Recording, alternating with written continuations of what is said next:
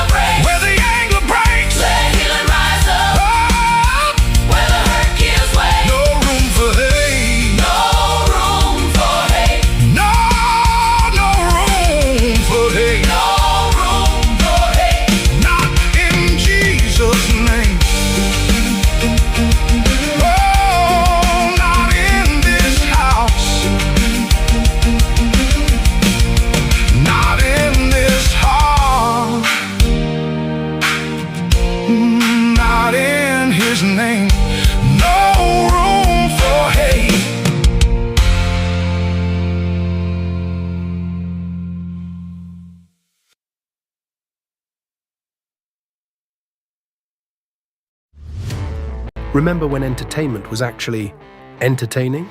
When comedy was about being funny, movies were about telling great stories, and you didn't need a political lecture every time you hit play. Great entertainment still exists, it's just getting harder to find. Even the biggest streaming platforms leave audiences disappointed. That's why there's Studio TST, pure entertainment, real comedy, independent films, bold creators, movies, comedy, music, and more, and the home of fearless sketch comedy. That show tonight, entertainment the way you want it. Funny, creative, unapologetic, and agenda-free. Studio TST, the future of entertainment starts here. Join Studio TST today for just $5 a month. Hello, friends. Do you have a moment so that we may discuss our Lord and Savior Minarchy? No, seriously, I'm just kidding. Hi, my name's Rick Robinson. I am the general manager of KLRNRadio.com. We are probably the largest independent podcast network that you've never heard of. We have a little bit of everything, and by that, what I mean to tell you is we have news, pop culture, special events, conspiratainment, true crime, mental health shows, drama productions, and pretty much everything in between. So if you're looking for a new podcast home to grab a little bit of everything that you love all in one place, come check us out. You can find us on X under @KLRNRadio. You can find us on our Rumble and our YouTube channels under the same names. You can also find us at KLRNRadio.com and pretty much every podcast catcher known to man. So again, feel free to come check us out anytime you like at KLRNRadio. Hi, everyone. This is JJ, the co-founder of Good Pods. If you haven't heard of it yet, Good Pods is like Goodreads or Instagram, but for podcasts. It's new, it's social, it's different, and it's growing really fast. There are more than 2 million podcasts, and we know that it is impossible to figure out what to listen to. On Good Pods, you follow your friends and podcasters to see what they like. That is the #1 way to discover new shows and episodes. You can find Good Pods on the web or download the app. Happy listening. KLRN Radio has advertising rates available. We have rates to fit almost any budget. Contact us at advertising@klrnradio.com.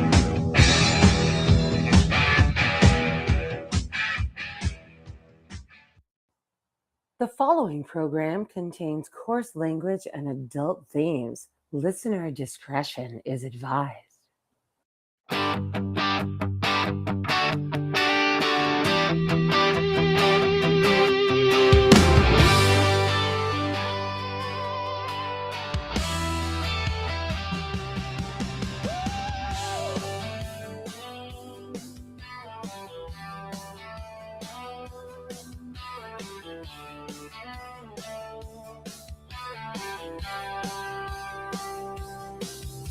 From red dirt roads to the Capitol steps, Rick's calling truth, no time for regrets. Fire in his voice.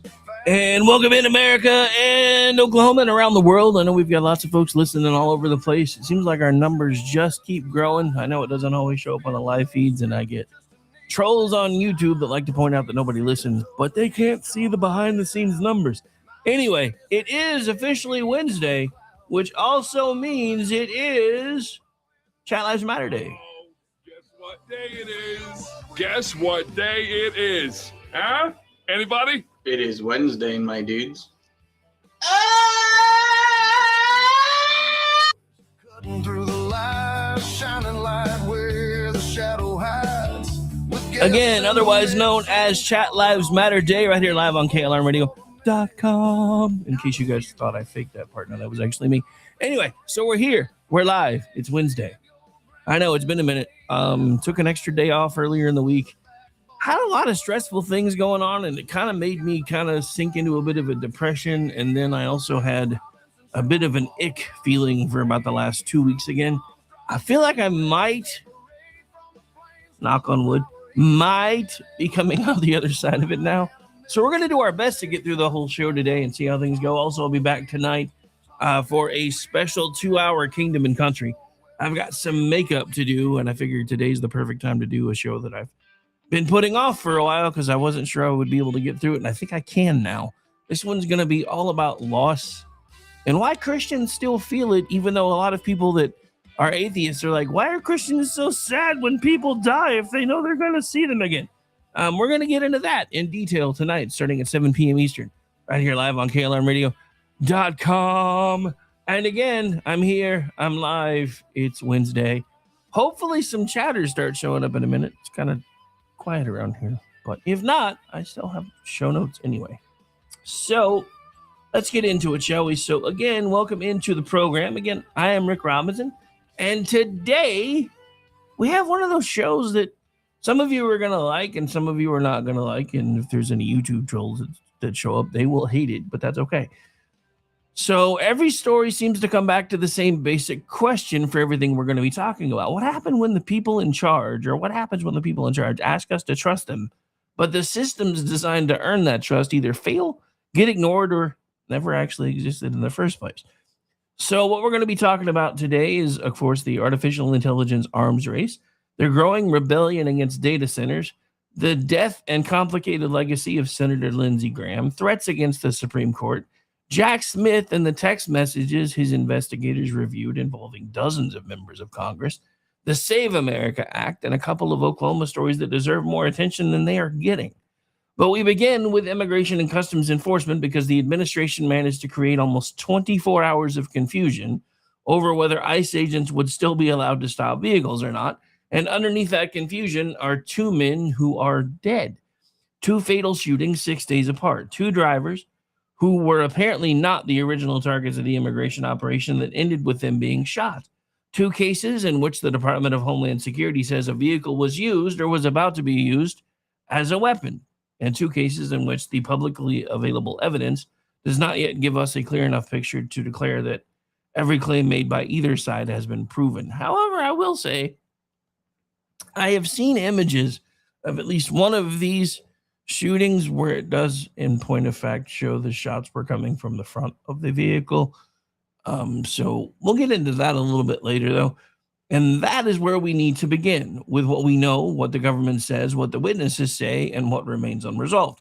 Because this discussion is already being forced into the same stupid binary choice that consumes almost every national issue. Either ICE agents are rampaging executioners who should no longer be allowed to conduct immigration enforcement, or supporting ICE means automatically defending every decision made by every agent during every encounter. Those are not the only choices, however. You can support immigration enforcement. You can recognize that vehicles can be used as deadly weapons. And so far, in every bit that I have seen, that has been the case, although the media doesn't want you to know that. The interesting thing is, you remember Obama's border guy got a medal for doing what he did and got all kinds of praise for deporting 900,000 illegals during Obama's term. Everybody remember that? Guess what? Trump's border czar is the same guy, Tom Homan. And the only thing that seems to be different is the way the media is telling the story. But we can't still demand that fatal shootings be investigated, that agents use sound tactics, and that body cameras be functioning, especially when lives wind up being taken. That's not anti-law enforcement. That is what law enforcement is actually supposed to mean. So the controversy exploded after DHS ordered ICE officers to temporarily suspend most non-urgent vehicle stops nationwide. The order followed two fatal shootings during vehicle encounters, one in Houston on July 7th and another in Bedford, Maine on July 13th. The pause reportedly still allowed stops involving criminal warrants, joint operations, emergencies, and other urgent circumstances. But for routine immigration enforcement, agents were being told to pull back from one of the primary ways they locate and arrest people away from homes, workplaces, or courthouses. And you could hear the frustration almost immediately. A significant number of ICE arrests begin with surveillance and end when the individual gets into a vehicle. Agents may know where somebody lives, but prefer not to enter the home. They may know where somebody works, but want to avoid creating a scene inside a business. The other issue with that is, and a lot of folks that don't work in law enforcement don't know this, but guess what? Businesses are considered private property with public access. They do not have to allow law enforcement individuals on the premises unless or until they have an actual warrant. You know how I know? Because I've worked both sides of that, and I used to work private security, and I turned people away all the time because I would call management, and they would say, Do they have a warrant? And I would say no. Then tell them to come back with a warrant. And that's just how it is. So there's a lot of reasons why the best place, especially in places where there's sanctuary cities, sanctuary states, sanctuary policies, is traffic stops, is because it's one of the places that doesn't really get covered by any of that stuff. So the vehicle stop can be controlled. It can be the controlled moment between those two locations. At least it's supposed to be controlled. Tom Homan went on television and tried to calm the reaction. He said this was not a permanent policy change. It was a short pause intended to examine the tactics being used and determine whether agents could make arrests before suspects entered vehicles. He also made the point that if agents can arrest someone outside the car, they remove the possibility that the vehicle becomes a 2-ton weapon. Now, I happen to agree with that assessment. If we already know the targets, I don't really understand why we're letting them get into cars unless we're tailing them to a location to see if maybe there's other people they can nab before they do the traffic stops. But yeah, if you're already on them, you're already surveilling them, and you can see them leaving the area and getting into a car.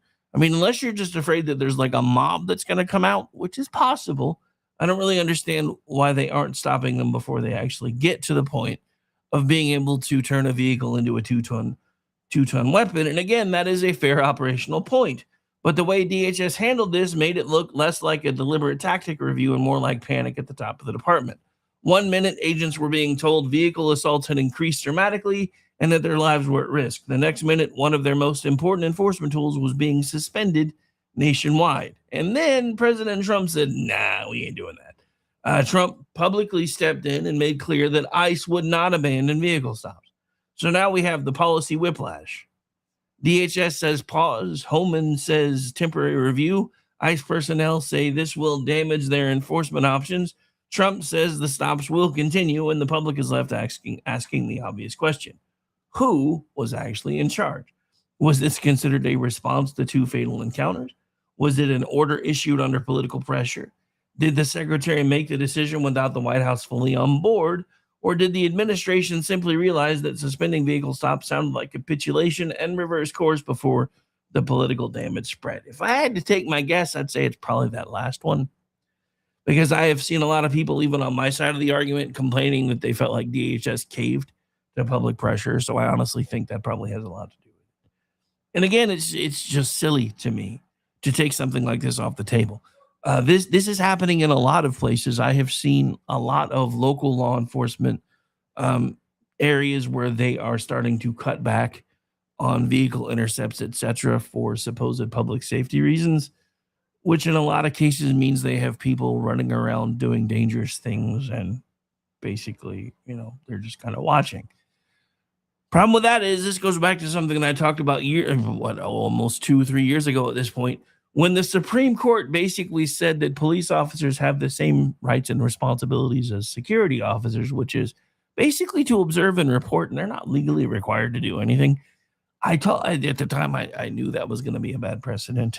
And I think in a lot of ways, it's made things even worse because now nobody really knows what their job description is. They know they've taken an oath. They have, in a lot of cases, mayors and chiefs that don't support them when they do things that they feel they are, by their oath, required to do. So to me, this is kind of a microcosm of the same thing that we're seeing with our youth in America. There are way too many benchmarks now that tell somebody when they're considered an adult for various different reasons. And I think that's causing a lot of confusion. We're having the same problem here now because you have people that don't like the cops, that don't want them to do anything, that would prefer that social workers go out on routine visits, etc., when 911 is called.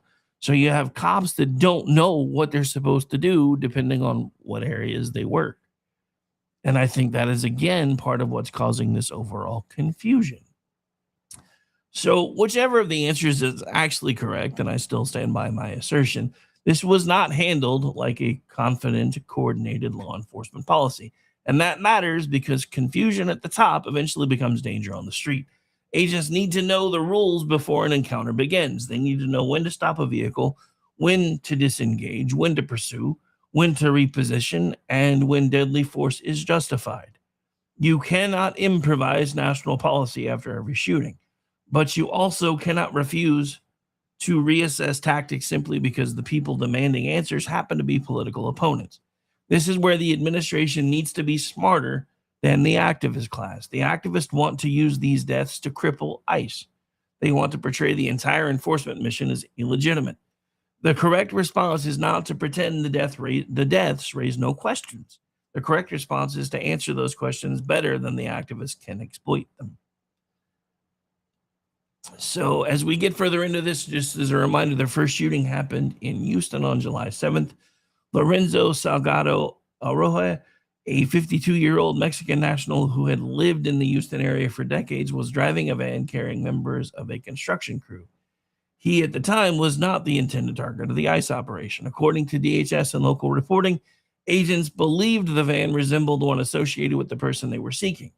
DHS says Salgado rammed a government vehicle, ignored commands, and attempted to use the van to strike an officer. Now, taking all of that at face value, if this is what occurred, this is just another version of FAFO.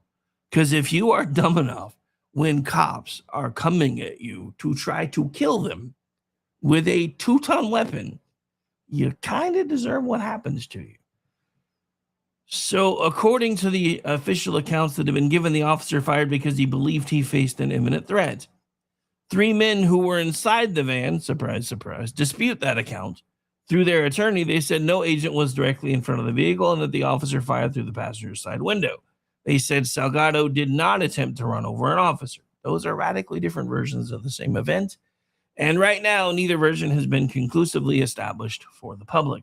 There is surveillance video showing unmarked vehicles following the van before the shooting and footage from the aftermath, but no publicly released video clearly captures the entire moment in which the shots were fired. There is no publicly available body cam footage that resolves the dispute. The Harris County District Attorney is conducting an investigation, but local officials have complained about difficulty obtaining full cooperation and evidence from federal authorities. The Texas Rangers said they had not opened an investigation because they had not received a formal request from the federal or local authorities to do so. And that is not good enough. If DHS is confident the shooting was justified, it should want the investigation to be thorough and transparent. If the van rammed a federal vehicle, document it. If the officer was in danger, show the positioning. If the passengers are wrong, establish why they are wrong. However, this is where I'm going to differ from my notes a little bit, because I do agree with everything that's in my notes or it wouldn't be in there. But I will say this, it's going to take time to verify all of this stuff. It's going to take going through the footage and seeing exactly what happened, assuming that the body cameras were on and active, and they should have been. But I will say this, I would much rather err on the side of caution and trust law enforcement than to take the word of people that, already aren't happy that these people are here in the first place. So I'm always going to come down on the side of law enforcement unless or until I see proof otherwise. And that's just the way it is. But again, trust test can't be the final evidentiary standard when a man who was not the target of the operation ends up dead. That does not mean the officer is guilty of a crime. It means the government has the burden of explaining what its agents did. But the government always has that burden. So 6 days later, another ICE vehicle encounter ended with another driver dead. Sebastian Dern Guerrero, a Colombian national in his mid-20s, was shot by an ICE officer in Bedford, Maine. And once again, he was not apparently the person ICE originally intended to arrest. Agents were surveilling a residence associated with someone who had a final order of removal. Dern Guerrero left that residence in a vehicle, and agents attempted to stop him. DHS says he attempted to flee. The agency initially described the officer as firing while fearing for public safety. Other administration descriptions emphasized the idea that the vehicle had been weaponized or posed a danger to agents.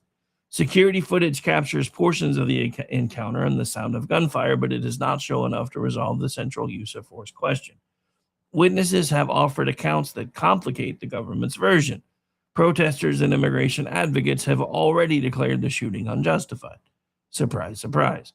Colombia's government has demanded answers. Again, the danger here is deciding what happened based solely on which political team you support. A moving vehicle can and has absolutely been used as a weapon. How do I know? Because it's been done to me. Officers have been struck, dragged, pinned, and killed by drivers attempting to flee. DHS says its personnel experienced more than 180 vehicle attacks that happened during an earlier period of the current enforcement campaign. That is the department's count, but it demonstrates that the threat is not imaginary. But the existence of vehicle attacks in other cases does not automatically establish that deadly force was justified in this case. The standard is not vehicles can be dangerous. The standard is whether officers reasonably believed there was an imminent threat of death or serious bodily injury at the moment the weapon was fired. That is a fact-specific question. Where was the officer standing? Which direction was the vehicle moving? Was the officer trapped? Did agents create additional danger by positioning themselves in front of the car? That, in my opinion, is not a valid question. Shouldn't matter if they put themselves in front of the car. Because if they put themselves in the front of the car, it was because they feared the person was going to be trying to flee, most likely at high speeds, and they were hoping if they put themselves between their exit and the vehicle, they would not be dumb enough to try to ram them. So, yes, I left that question in there on purpose, but only so that I could refute it, because I myself, in violation of department policy, in violation of the rule handbook that I wrote for my own agents when I worked private security, have done the exact same thing to protect passerbys. Because sometimes you have to. Now, could the arrests have been made later? Those questions matter. Former ICE personnel and other law enforcement professionals have repeatedly warned officers not to stand directly in front of vehicles during stops whenever that can be avoided, not because the suspect has a right to flee, not because the officer should surrender, because placing yourself in the vehicle's path can create a deadly force encounter that did not have to happen. And again, I disagree. Because while these agents are telling their subordinates, do not put yourself between a vehicle and the road, again, you can't always say that. Because I'm going to say this again, going back to, what was it, the Renee Good case, I think was her name, the one where she gunned it grinning at the cops, and if not for the fact that her wheels had spun, she would have been heading right for the officer when she gunned it. That's, if they're willing to do that to an officer, how much more willing would they be to run over people that happen to be in the way? That's why I disagree with some of these assertions, because you cannot have a blanket policy that says under no circumstances should you do this, because each situation is different. That's one of the reasons why, for as long as I have done this, one of the things that I hate hearing the most from the media is officers slain during routine traffic stop. Because there's no such thing as a routine traffic stop. Everyone is different. Everyone has the potential outcome of somebody winding up dead if you are not careful and if you are not vigilant. And I'm sorry, 9 times out of 10, if I'm afraid somebody's going to flee the scene and potentially do so while endangering other folks, I'm going to do whatever I have to do to stop them. Now, granted, I'm old now and don't do any of this stuff at all anymore. But if I did, these would still be the decisions that I have made, and those are decisions that I have made in the past. But again, tactics exist to keep officers alive, suspects alive, and bystanders alive, which is why I say that each one of these times that somebody's putting themselves between a vehicle and the road, people should be looking at the entire set of circumstances that may have made it feel necessary for them to do so. But this does bring us back to the body cameras. How are we still having fatal federal law enforcement encounters without any reliable body camera footage? We have cameras on doorbells. We have cameras in parking lots. We have cameras inside convenience stores, restaurants, elevators, buses, and even traffic lights. Everybody in America is carrying a camera in his or her pocket, in his or her pocket. But when a federal agent fires a weapon and kills someone, the public is told there may be no body camera recording that conclusively shows what occurred. That should actually bother everybody. It should bother the left because transparency protects the public. It should bother the right because transparency protects officers against false accusations. A camera does not guarantee justice. It can be blocked. It can miss an angle. It can fail. It can show only part of an encounter.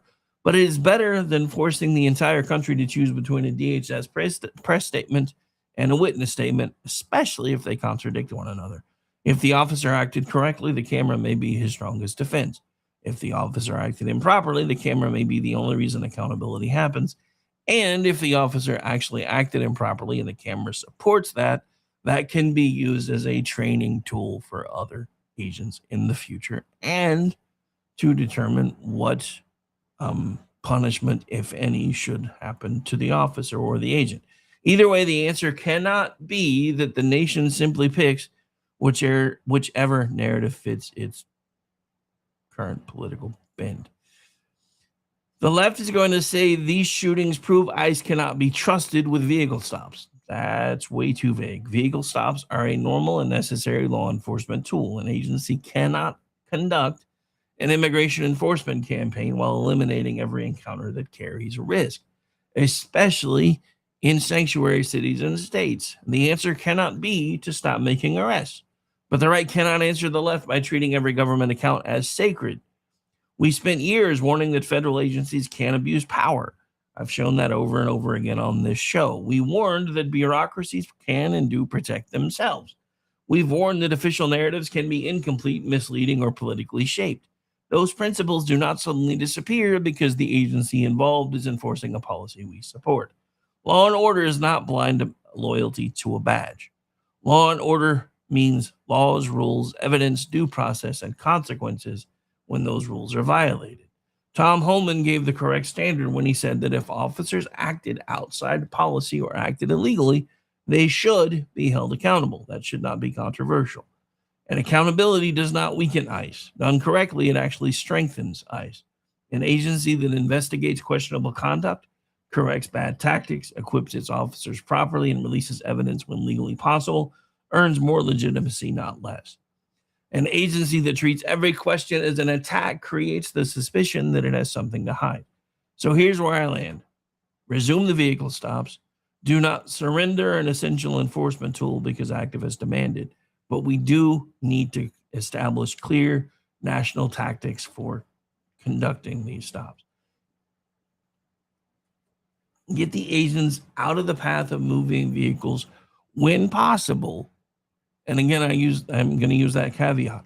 When possible, because again, most of the time, if an agent is putting themselves between a vehicle and its exit point, it's usually for the means of protecting bystanders. Now this is something, and this goes out to every bit of law enforcement. If your job is actually deterrence, we need to get back to clearly marked vehicles. This is happening everywhere. Like in this, I live next to a small city and a town that is basically just a village. And even the town that is basically just a village has blacked out cop cars. You don't even know they are cop cars till they light you up. Now, if your job is deterrence and not ticket writing, then you shouldn't be having to hide who you are. And that is a hill I'm willing to die on. Now, if you are a part of a tactical enforcement group or you're somebody that goes out and serves warrants, then yes, you should be able to hide your identity until you need to be able to present who you are. But if your job is typically traffic stops, traffic enforcement, things like that, there's no reason for you to not identify who you are and have your vehicles plainly visible. Because one, that's gonna help people that may have, and this happened to me a little over a year ago. I'm just cruising through the little town and went over a hill and didn't realize that, hey, you forgot to tap your brakes coming off that hill because the speed limit went from 40 to 30 really quick. And I got stopped doing 37 and a 30 by a completely blacked out vehicle. Where if I had seen them and known what they were, I might have looked down and went, oh, I didn't realize I was still going that fast. Let me fix that. So again, used marked vehicles are clearly identifiable law enforcement signals when operational security permits, require functioning body cameras, preserve the evidence, including chain of custody, cooperate with legitimate investigations, and when the dead driver was not even the person agents originally intended to arrest, understand that the government owes the public a complete explanation. Backing ICE does not require pretending ICE can never make a mistake. Support the mission, protect the officers, demand the cameras, investigate the shootings. That is law and order, not automatic condemnation and not automatic absolution. And when we come back, we're moving from a government enforcement fight to an economic fight that may decide who controls the next generation of technology, America or China. New York has paused permits for new hyperscale data centers. John Fetterman says that means China wins, which is not, again, making him very happy with his Democratic cohorts. But in Wisconsin, anger over electric bills, water, land, and corporate subsidies is giving a Democratic socialist an opening with voters who supported Donald Trump. So the question is not simply whether America should build data centers. The question is who pays for them and whether Republicans are about to hand socialists another working class issue by defending corporate welfare and calling it capitalism. That's next. This is the Rick Robinson Show. We are up against a break. We'll be right back. Stay tuned. They tried to quench the fire, drown it all in chains, tried to break our will and wash away our names. But every spark they buried only fed the flame. Now the cry of freedom's roaring through the rain. Hear the cry of freedom on the winds of change. Every voice united, breaking every chain. We were born to stand and never bow again. Let the fire of liberty forever reign. Forever reign.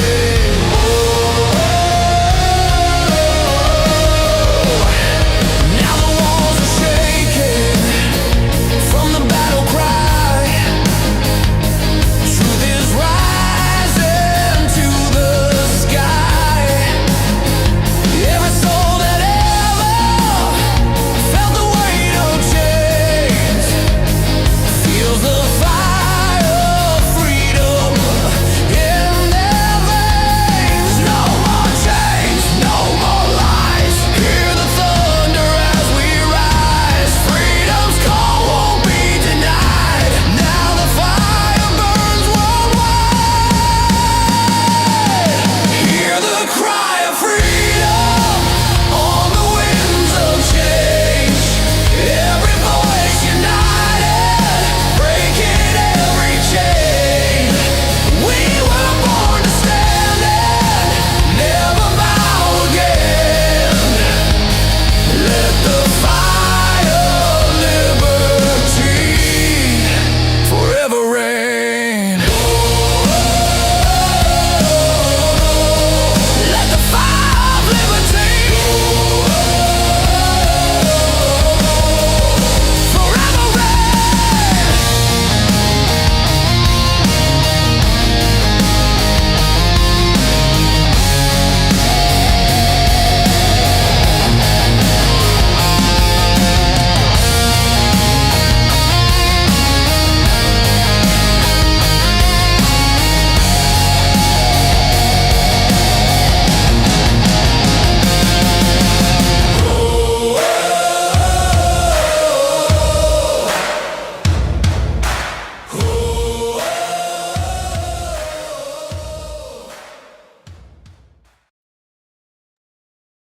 Grab your coffee, raise that flag, stand your ground, never wave that rag. News with a backbone, voice of the free. Rick's got the pulse of liberty. It's the Rick Robinson Show, bold, unafraid. Truth bombs dropping, a red state parade from the flames. And as soon as I remember to unmute, welcome back into the program, ladies and and gentlemen, yes, Stephen, I agree. Uneducated and poorly trained police are as frustrating as dealing with magistrates who do not have law degrees. I don't know about that second part, but I do know that cops that don't have proper training are annoying. That's where I'm going to leave that. Welcome back into the program, ladies and gentlemen. Again, it is Chat Lives Matter Day right here live on KLRNRadio. I am Rick Robinson. Still recuperating, but feeling better. All right, so where were we before the break? Oh, yeah, that's right. So, there's been a democratic socialist surge here in America. We've talked about it on this show, but now they're glomming onto a populist issue that may actually be peeling off some Trump voters, which should terrify everyone. It should. I don't know if it will, but it should.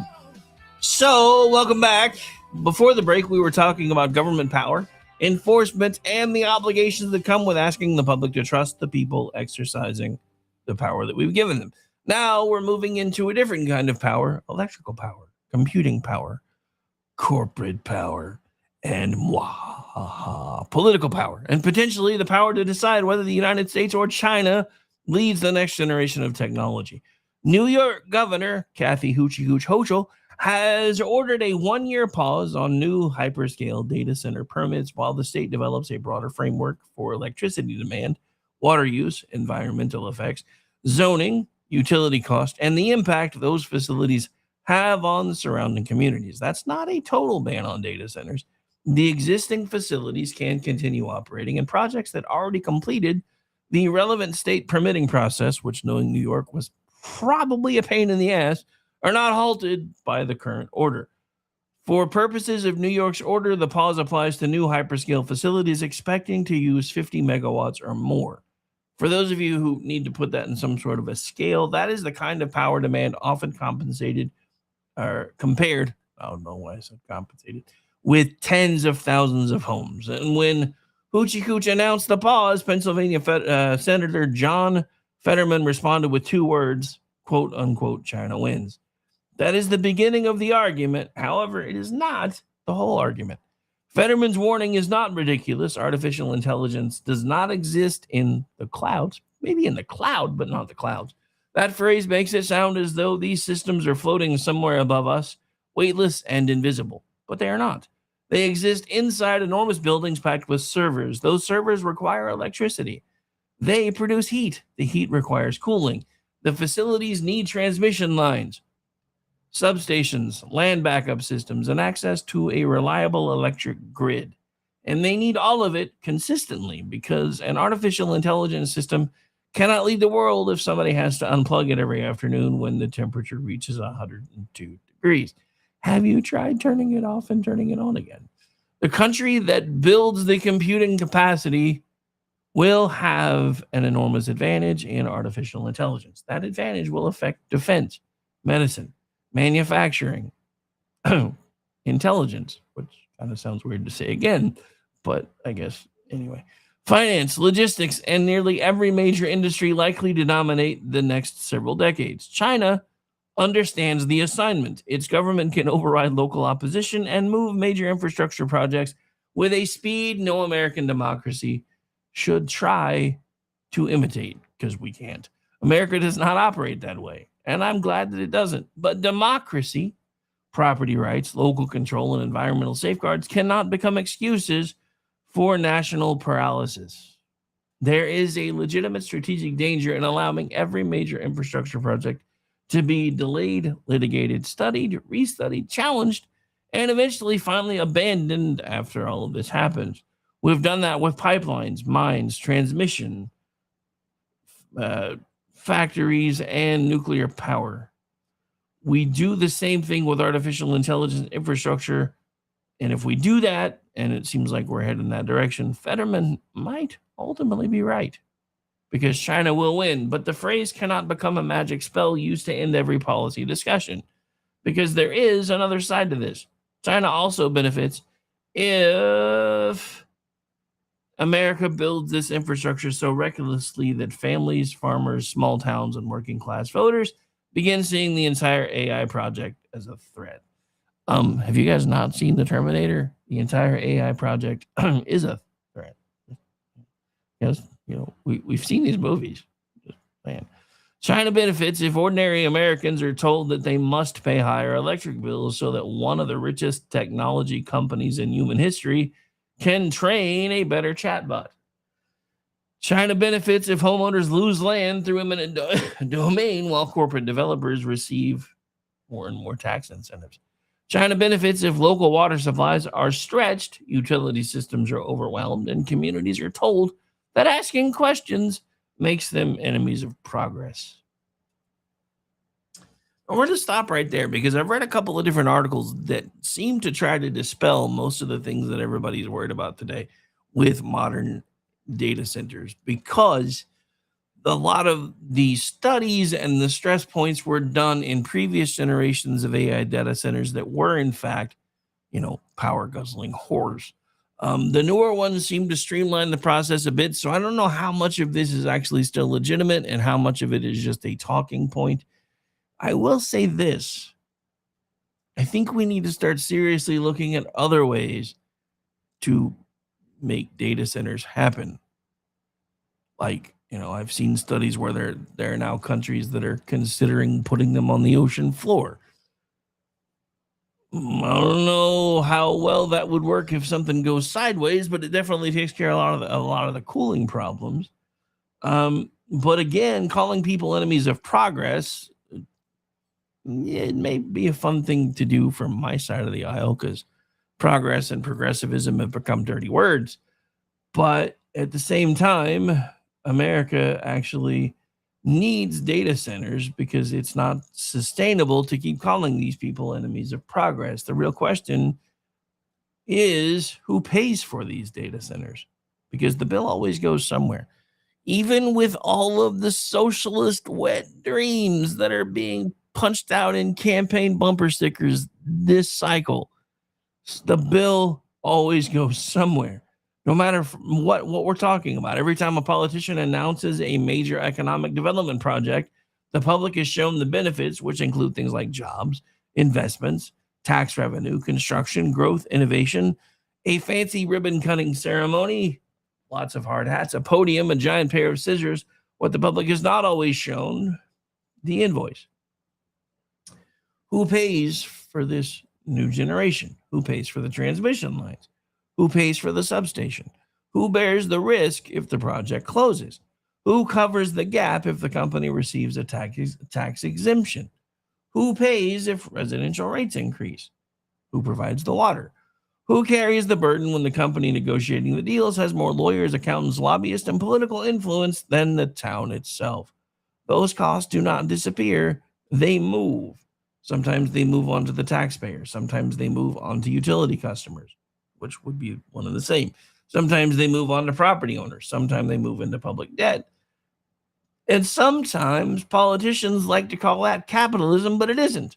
A company investing its own money, bearing its own risk, paying its own infrastructure costs, and competing in a market is capitalism in its truest sense. A company demanding subsidies, preferential rates, public infrastructure, tax exemptions, and legal advantages while keeping the profits for itself, that's something else entirely. It may still be considered economic development. It may even be industrial policy. It may be a strategic national investment. Sometimes it may even be justified. But let us stop pretending it is the same thing as the free market, because every time government socializes big tech costs while privatizing big tech's profits, it writes another campaign commercial for the Democratic Socialists. And that brings us to Wisconsin, because there's a socialist in Wisconsin who found a Republican issue. Francesca Hong is running for the governorship of Wisconsin. She is a state representative. She is or was a chef by trade. She owned a restaurant once. That failed. She went deeply into debt. She was sued. She has the kind of biography that sounds familiar to millions of people who tried to build something, watched the numbers stop working, and discovered that one bad year can erase a full decade of effort. I've been there, done that. Hong also openly identifies as a democratic socialist or a commie. Let's just start calling it what it is. And her broader agenda is not moderate. Her wider platform includes a state-owned bank, expensive government benefits, a $20 minimum wage, higher taxes on wealthy residents, and major changes to policing. But that's not how she's reaching some Republican voters. She's reaching them through, you guessed it, data centers. Hong has called for a one-year moratorium on new data center construction in Wisconsin. She calls the proposal Control-Alt-Delete. That's kind of snazzy. And in communities facing major proposed developments, her message is landing with some people who voted for Donald Trump. Not because they suddenly became socialists, not because they joined the Democratic Socialists of America. They are listening because she's talking about their electric bills, their water bills, the possibility of their land not being taken away through eminent domain, their town being crushed by these new expenditures, their tax dollars, and the feeling that large corporations are receiving special treatment while ordinary residents are expected to absorb the consequences. One Trump voter featured in the reporting said he did not care about Hong's ideological label. He cared that she opposed the data center near his home. Another conservative voter spoke with her about mental health services and teacher pay and came away saying she seemed focused on the issues. A woman who had spoken with Hong expressed surprise when she later learned that Hong was a Democratic socialist. Her reaction was essentially, well, she seemed so sensible. That should worry Republicans, not because every one of those voters will ultimately support her. The evidence of crossover support is still anecdotal. Hong has not yet proven that she is building a statewide coalition of Trump voters along with socialists. She still has to survive a crowded Democratic primary, but she has demonstrated something more important. She has found an issue on which the ideological label that she supports and spouts becomes secondary. The most effective socialist candidate is not the one who begins by explaining socialism. It is the one who finds the issue where the public already believes corporations and government have sold them out. Then the candidate says, I see what is happening to you. I know who's benefiting and I know who's paying. And I am the only person willing to stop it. That's the opening. That's the wedge in the formation. The voter does not begin by embracing socialism. The voter begins by believing the socialist is the only candidate taking their problems that bother them seriously. Republicans cannot respond to that by shouting socialist and expecting the label to do all the work. The label matters, but again, most people below the age of 30 don't view socialism the way that we do. The broader platform matters. The governing consequences matter. But first, Republicans have to answer to the grievance. If the electric bill is rising, answer it. If the company is receiving tax subsidies, explain them. If eminent domain is involved, then you need to explain it in ways that people can understand why that had to be used. If the community bears the infrastructure cost, tell the public why. If the project will create permanent jobs, provide the numbers. If the fears are exaggerated, then prove it. And if the deal really does shift private cost onto the public, you should probably stop defending it. Republicans cannot defend crony capitalism anymore. They can't do that all week long and then act shocked when voters become curious about socialism on Sunday. The Wisconsin Rapids Project is a good example of why this discussion requires more than slogans. The proposed site is not untouched wilderness. It is part of a former paper mill property. The land includes old industrial infrastructure, buried concrete, a landfill, and it even comes with its own bit of contamination, potentially. It is not an obvious site for a new residential neighborhood. Developers and local reporting also indicate that the proposed data center may use less water than the old industrial operation did. Those facts matter. If we're going to criticize developers and politicians for hiding costs, we cannot hide facts that complicate the anti-data center narrative. But the project still raises legitimate questions. What will it require from the grid? Who pays for the electric system expansion? What tax arrangements are being offered? What permanent employment will this create after the construction ends? What happens if the company's plans change? What commitments are enforceable? What control does the community retain? Those are not anti-technology questions. They are the questions responsible adults ask before signing a long-term agreement. The pro-data center side needs to stop treating every critic as a Luddite. The anti-data center side needs to stop pretending every proposed site is a pristine family farm about to be covered in concrete. And the politicians need to stop hiding behind the two easiest slogans available. jobs in China. All right, America needs a national AI infrastructure strategy, which is going to be hard to do, but I happen to agree. Not 50 unrelated state strategies, not thousands of local fights in which every town has to reinvent the entire regulatory process, not a system in which large technology companies negotiate quietly with utilities and development authorities while residents learn the details after the major commitments have already been made. A national strategy. That strategy should include abundant energy. If we're serious about AI, we need more generation. That means natural gas. It means nuclear power. It means transmission. It means grid modernization. It means storage where storage makes sense. And it means firm generation and backup capable of supporting demand when intermittent sources are not producing. And whether we're talking about AI or not, that all still needs to happen. We have way too many circumstances in this country where we have brownouts happening all the time. California, how long have they been having rolling brownouts? Especially during summer months, to try to keep their grid from becoming overloaded. These are the same people that wanted electrical vehicle charging stations everywhere. The same people complaining about the power generation from these AI centers were the same ones that wanted Teslas in every driveway until Elon Musk became fiscally conservative.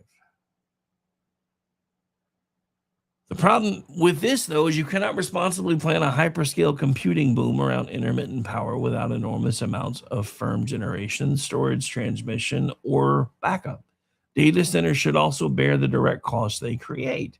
If a facility requires a dedicated substation, the facility that requires the dedicated substation should be the one paying for it.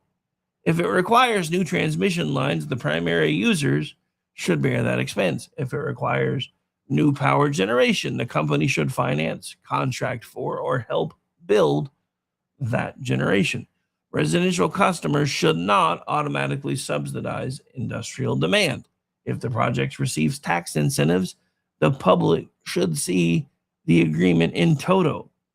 If the company promises jobs, the agreement should define what counts as a job, how long those jobs must remain, and what happens if the promise is not fulfilled. If water is a concern, disclose the expected use. If backup generators create emissions or noise, you should probably tell them about that too. If the project is genuinely important to national security, then say so, honestly. Do not disguise industrial policy as an ordinary private development.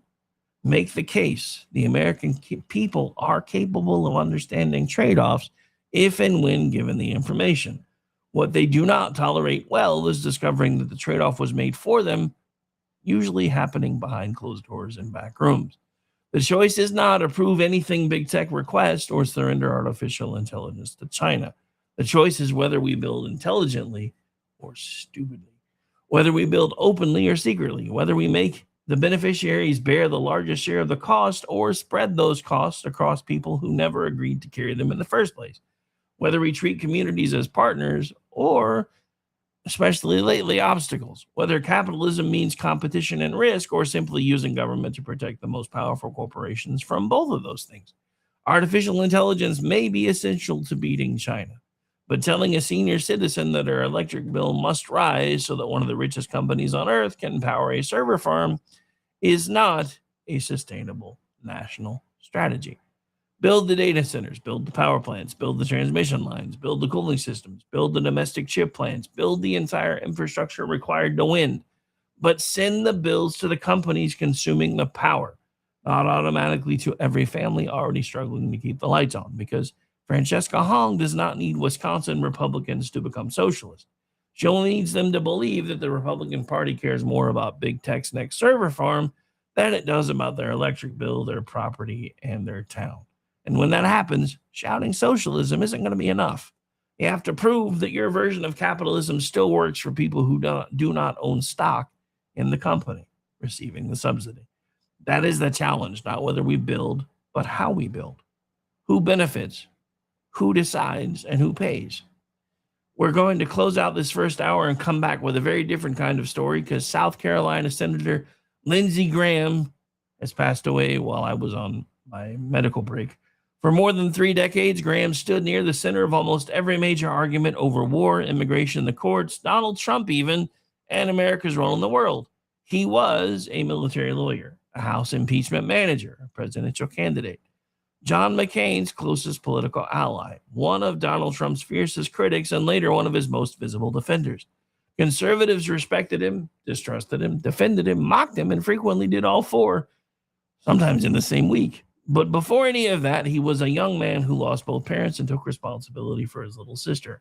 So when we return for hour 2, we're going to give Lindsey Graham's life and legacy the time it deserves. Not a canonization, not a roast, an honest look at the man, the career, the contradictions, and the Republican Party that he helped shape. That's ahead in hour 2. I'm Rick Robinson. This is The Rick Robinson Show. We will be back in just a few minutes, so stay tuned.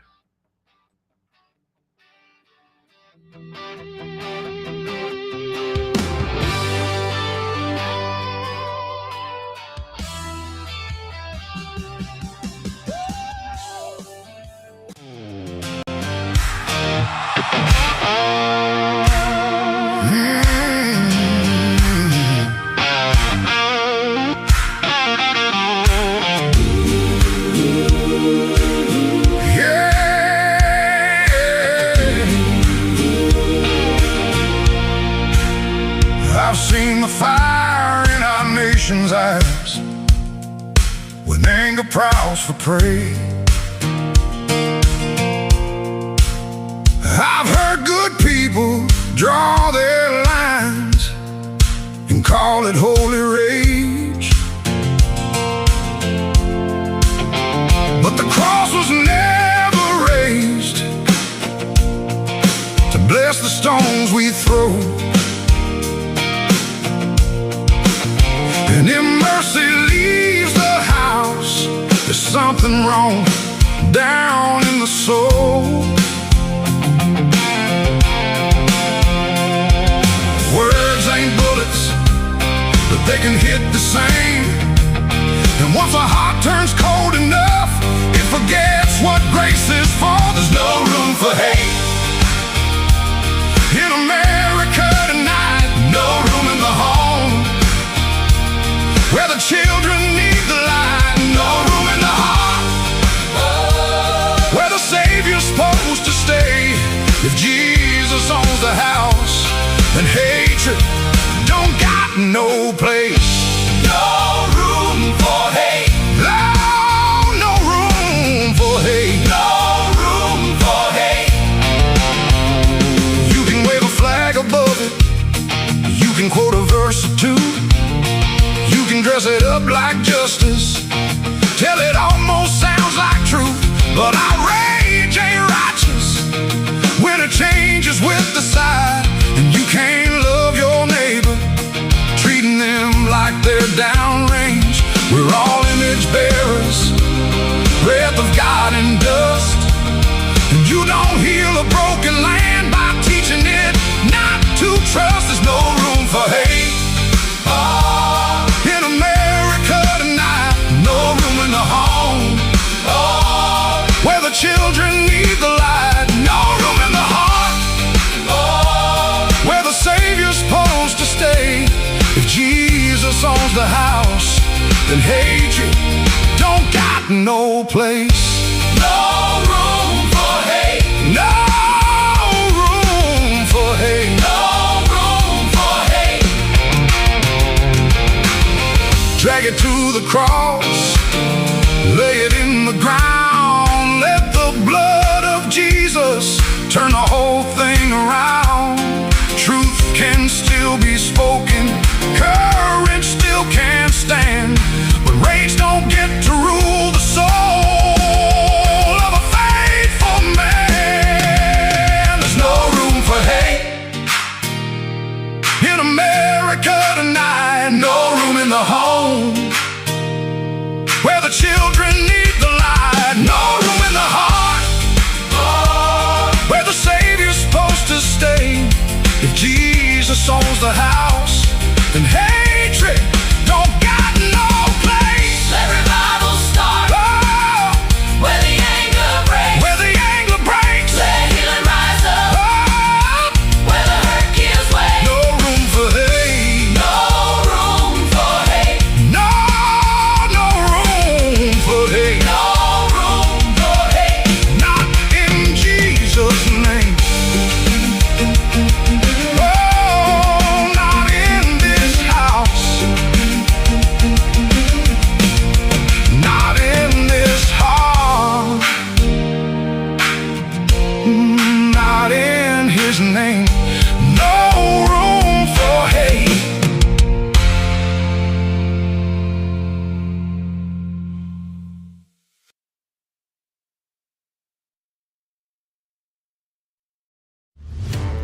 Remember when entertainment was actually entertaining?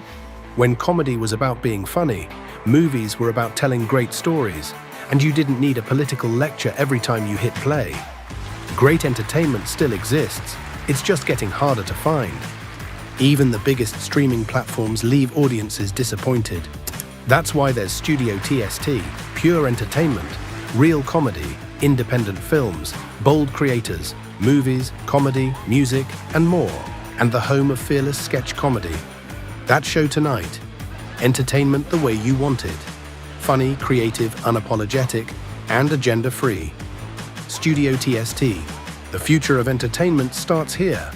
Join Studio TST today for just $5 a month. Hello, friends. Do you have a moment so that we may discuss our Lord and Savior Minarchy?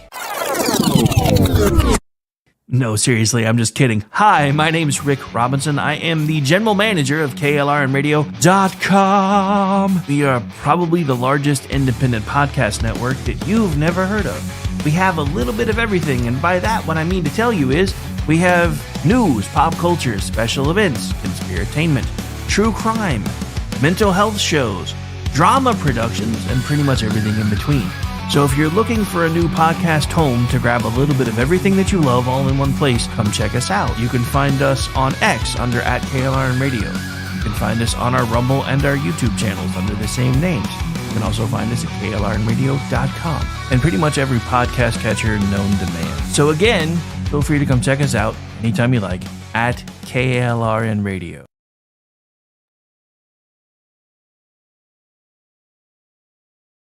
Hi, everyone. This is JJ, the co-founder of Good Pods.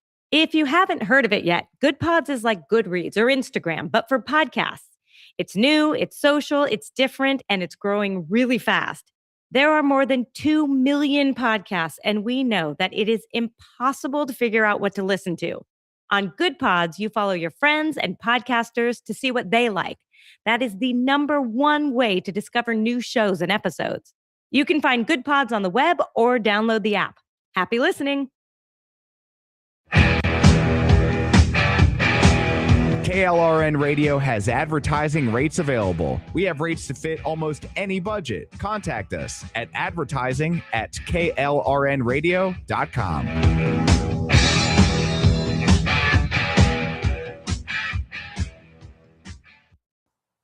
The following program contains coarse language and adult themes. Listener discretion is advised.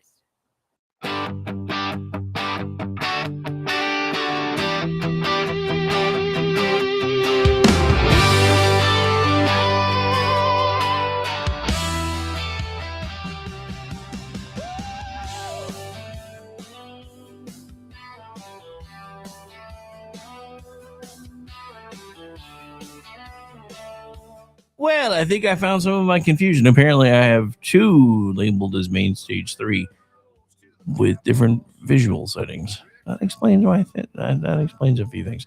Anyway, back to the intro. His voice, facts in his hand, talking sense to the heart of this land. It's the Rick Robinson Show, where the truth rides high. No spin, no script, just an eagle in the sky. From DC to Tulsa, he's calling. Full disclosure, no real script, but lots of show notes. Otherwise, it's like, oh, look, squirrel. Anyway, it's also Chat Lives Matter Day, which means we got to do this one. Uh-oh. Guess what day it is? Guess what day it is? Huh? Anybody? It is Wednesday, my dudes. Otherwise known as Chat Lives Matter Day, right here live on KLRNRadio.com. And this is hour 2 of the Rick Robinson Show. Don't forget, I'll be back tonight starting at 7 p.m. Eastern for an extended edition of Kingdom and Country. Got some makeup work to do because I've been missing a lot of work last couple of weeks in between funerals and feeling like crud. Anyway, so we're getting back into it right about now. So let's go. It's the Rick Robinson Show, bold, unafraid. Truth bombs drop in a red state parade. From the plains to the power, he's speaking it loud with a mic and a mission that... So welcome back into hour 2 of the Rick Robinson Show. Again, I am none other than Rick Robinson himself. South Carolina Senator Lindsey Graham has passed away at the age of 71, and for a man who spent more than 3 decades in Washington, appeared on television almost constantly, inserted himself into nearly every major foreign policy argument of his era, and managed to irritate just about every faction of the Republican Party at one point or another. The temptation is going to be to reduce him to whichever version of him you like or dislike the most. The war hawk, the John McCain sidekick, the immigration deal maker, the Trump critic, eventually becoming a Trump defender, the Senate institutionalist, the Sunday show senator, the prosecutor, the partisan. All of those descriptions contain some truth. None of them, however, tell the entire story. So we're not going to canonize Lindsey Graham today. Couldn't do that even if I wanted to. We're not going to pretend every political decision he made was wise simply because he has passed away. But we are also not going to turn the death of a man into an excuse for one last cheap roast. As a matter of fact, before we get too far into this, I do have one of my favorite all-time clips of Lindsey Graham that somebody was kind enough to turn into a short. So I'm getting that queued up as we speak. So hang on.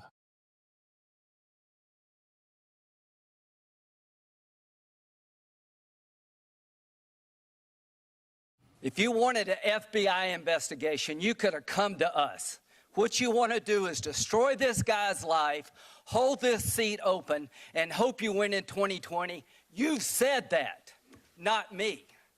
You've got nothing to apologize for. When you see Sotomayor and Kagan, tell them that Lindsey said hello, because I voted for them. I would never do to them what you've done to this guy. This is the most unethical sham since I've been in politics. And if you really wanted to know the truth, you sure as hell wouldn't have done what you've done to this guy. If you wanted an FBI investigation. All right, so that is probably one of my most memorable takeaways from Senator Lindsey Graham in the last decade or so, and he was completely spot on.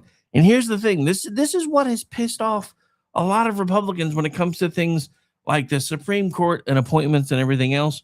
Whenever, up until recently, the Democrats have been the ones in charge, the president usually gets 99% of the people that they ask for. Lindsey Graham even admitted, hey, I voted for Sotomayor. Next time you see her, tell her I said hello, because, yeah, we don't do what you guys do.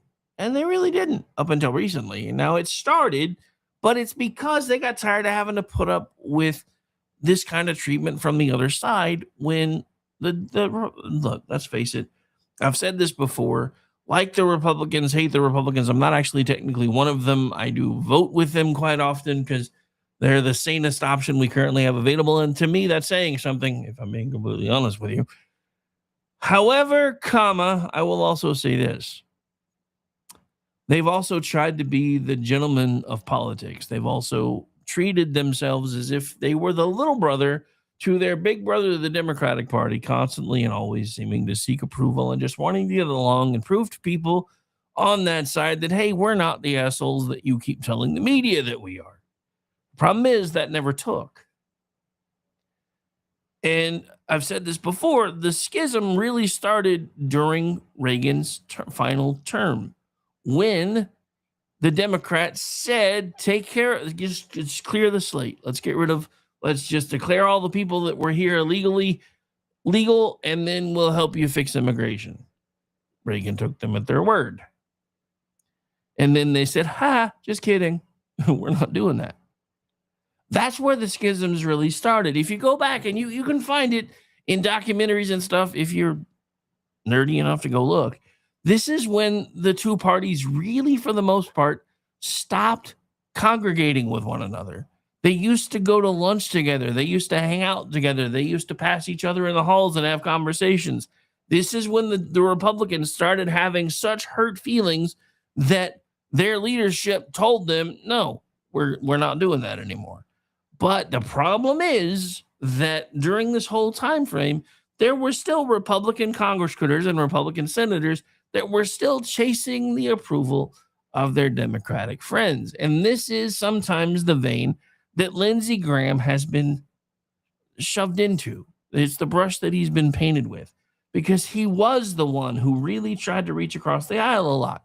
Him and McCain and Lieberman back in the day Now, they probably are in heaven again, were once labeled, assuming they all went there. I'm not making a judgment, but assuming they all went there, they were once labeled the three amigos. I'm sure whether they're in a comfortable place or a very warm place, if they're together, they have probably been labeled the three amigos again.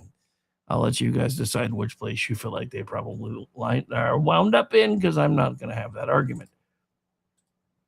But so again, we're not going to pretend every political decision he made was wise simply because he's passed away, but we're also not going to turn the death of a man into an excuse for one last cheap roast. Let's face it, I don't need an excuse for a cheap roast. We are going to talk honestly about who he was, what he believed, where he came from, why he mattered, why conservatives trusted him in some moments and distrusted him in others, and what his career tells us about the Republican Party that existed before Donald Trump and the party that emerged after him. Because Lindsey Graham did not merely serve through that transformation, he embodied it. Now, here's the part of the story that not everybody knew until his passing. Lindsey Olin Graham was born in Central South Carolina. His parents owned and operated a restaurant, bar, and a pool hall. Restaurant, bar, and pool hall. I guess it was all together.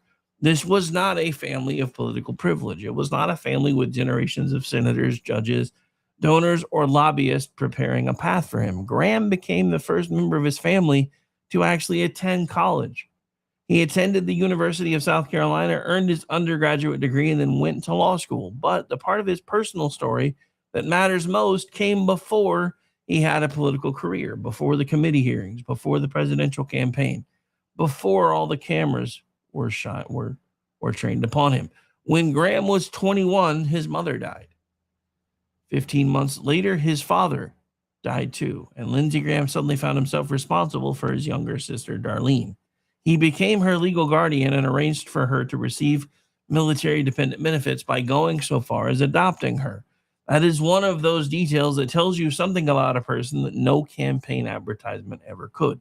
Before Lindsey Graham was responsible for legislation, military policy, judicial nominations, or South Carolina's place in the Senate, he was a young man who lost both parents and decided that his little sister was now his responsibility. Now, again, this puts it somewhere in the vein of between the ages.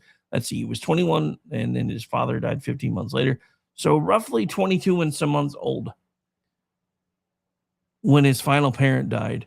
I don't know about the life that you led when you were in your 20s. I don't know very many people that would not only take on the responsibility of their little sister, but also make sure that they became a legal guardian for them so that they could receive military benefits if something ever happened to him. So that to me speaks volumes about the man. And it's something that I wish I had known sooner, to be quite honest, because I didn't know any of that. Now, and this is coming from a guy who's a political junkie. I did not know any of that. And I kind of wish I did before he had passed, because it might have made me go a little bit easier on him. Maybe. So no committee vote explains character as clearly as what someone does when life gives him a duty he didn't ask for. Not only did he not ask for it, he stepped up in a way that so few of us actually would. Graham completed his education, began his legal career, and entered the Air Force as a judge advocate.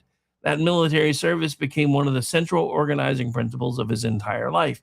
He served on active duty. He later continued in the South Carolina Air National Guard and the Air Force Reserve. His military career lasted more than 3 decades. He retired as a full-bird colonel.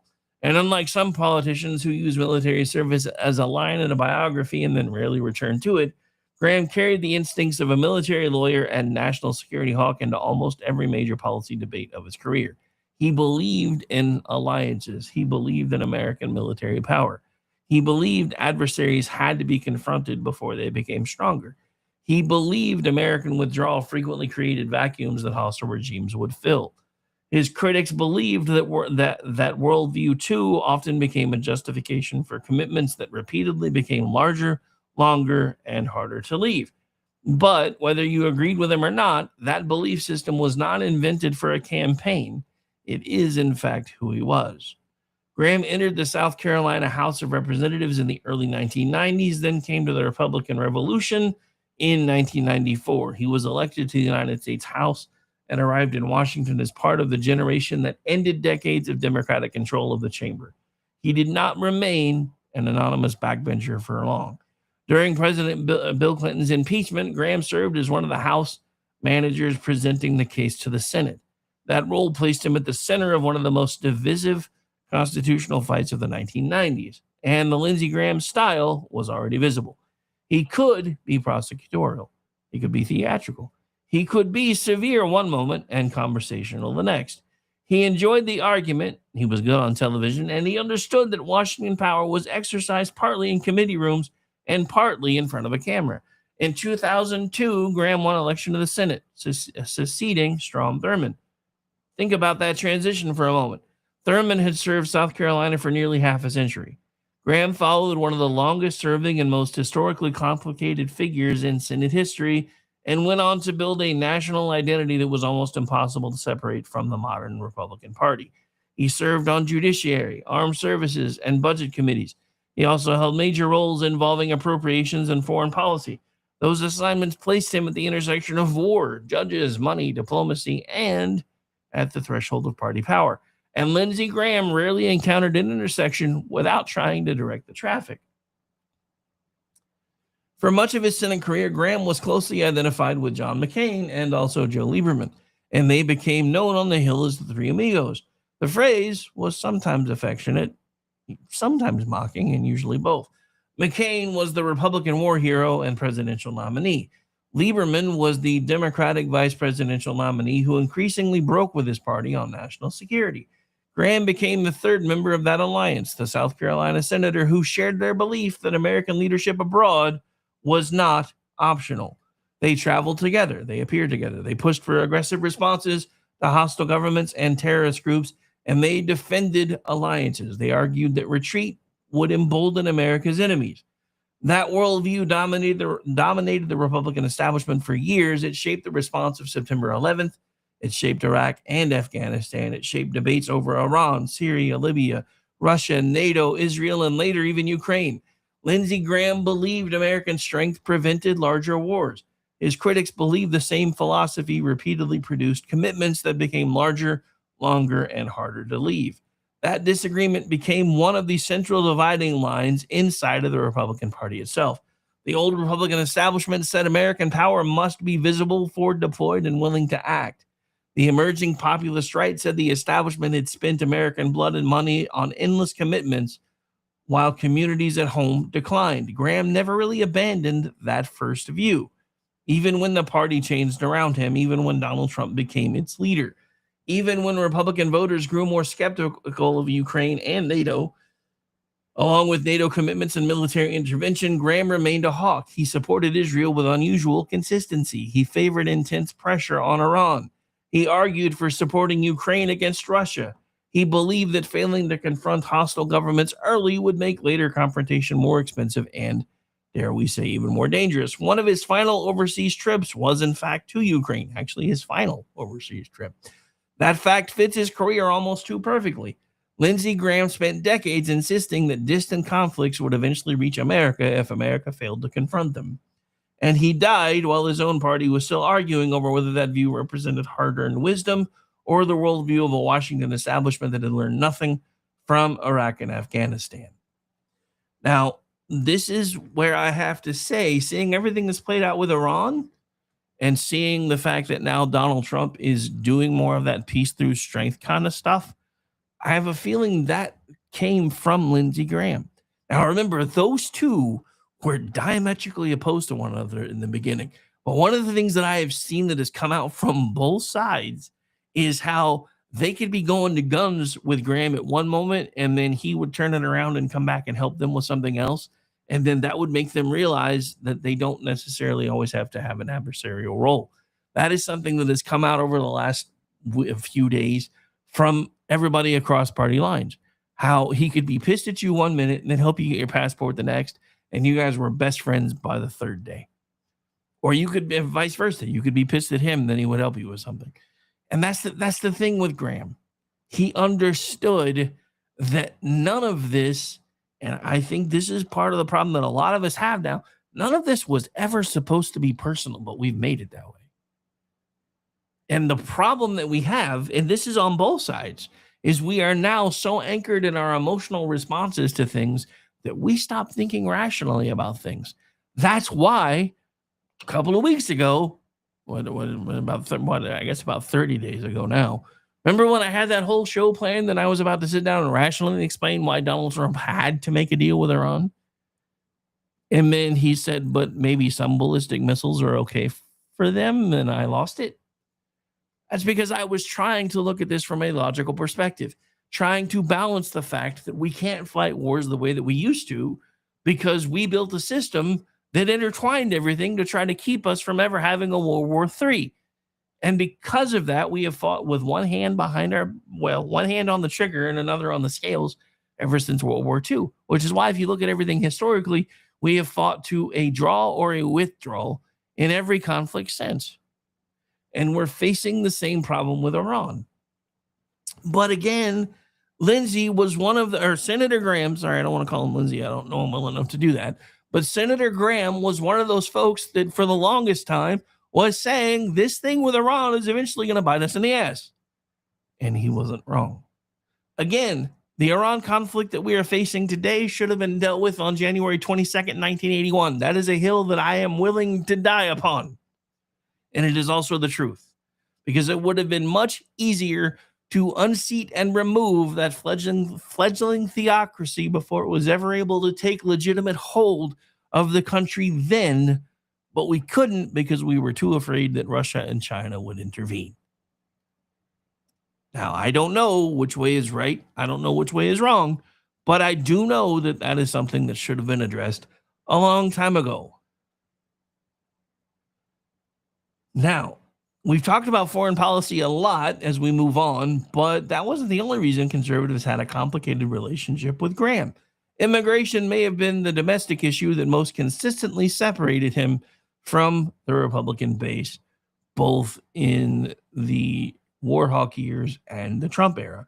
Graham participated in bipartisan immigration negotiations. He supported legal status and protections for some people brought into the country illegally as children.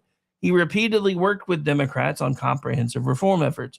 To his defenders, this demonstrated seriousness. Immigration was a difficult national problem, and Graham was willing to negotiate rather than simply deliver speeches.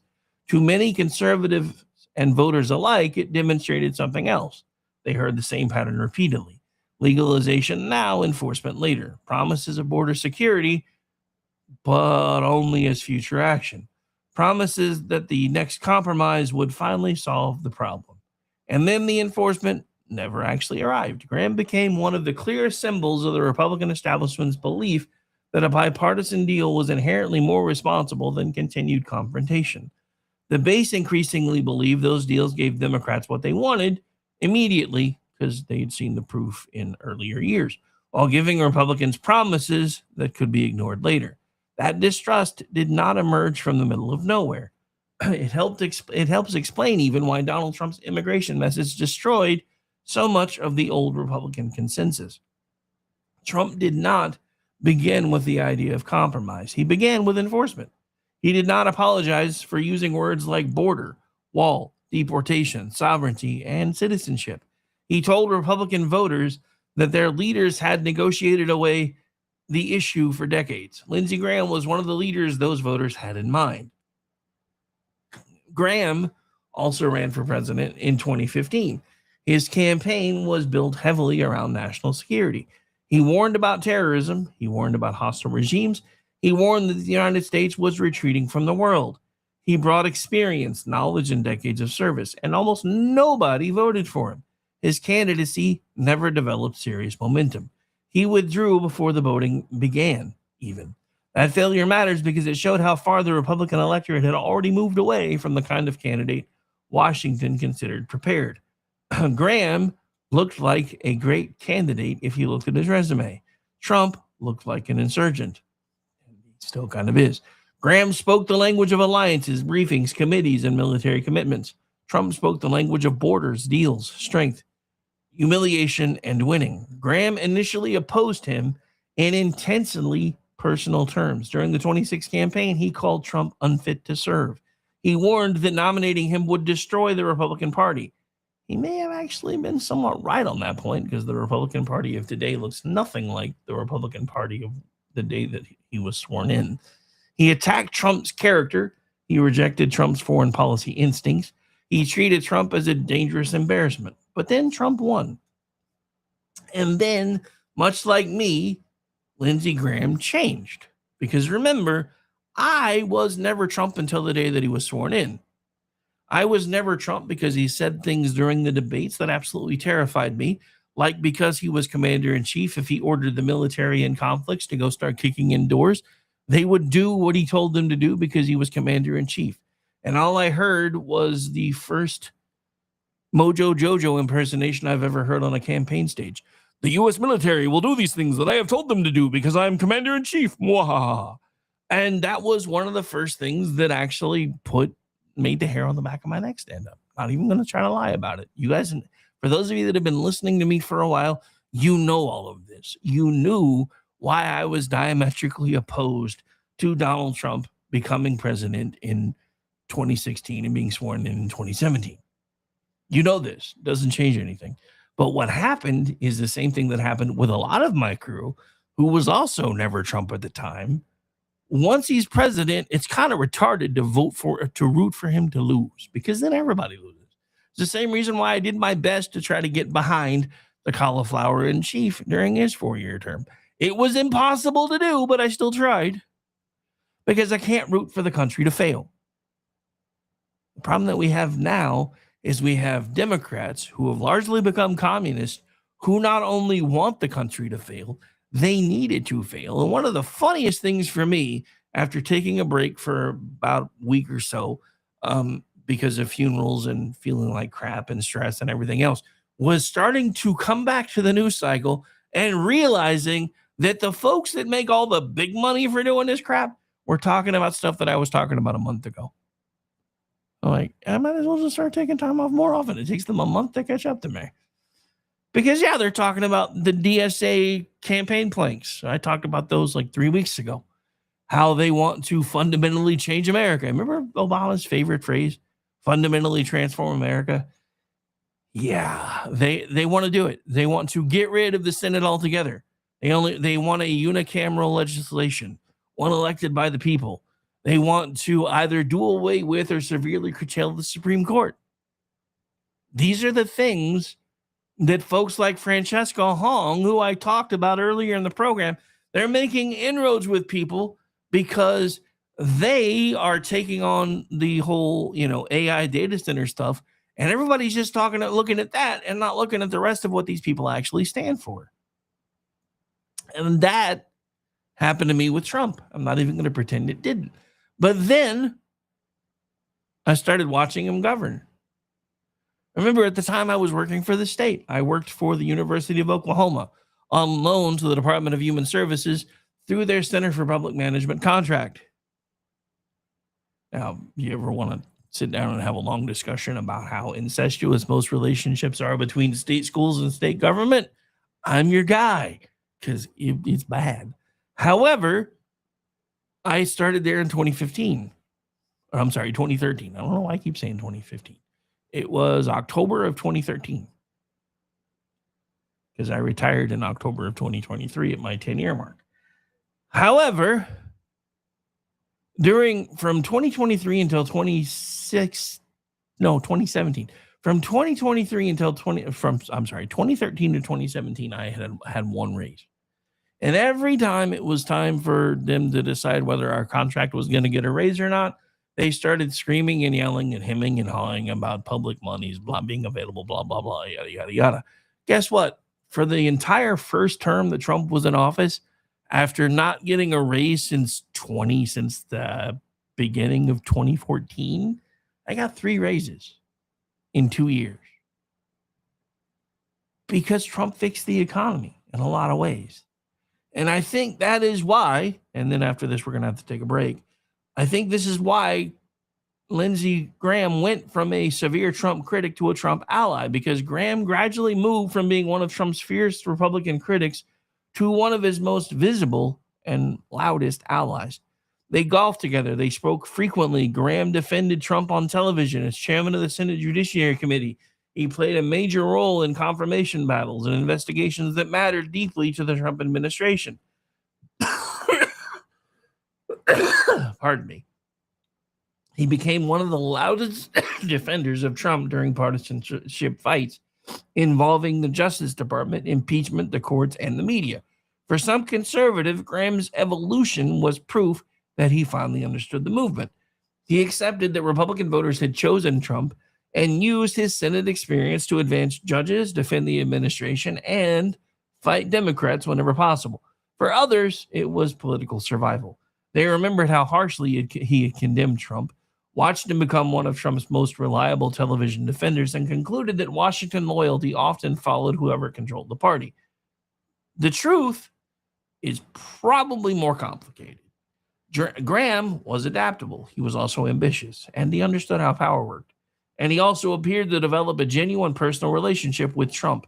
Whether you call it adaptation, reconciliation, conversion, or political survival, Lindsey Graham understood before many of his colleagues did that Donald Trump was no longer a temporary disruptor.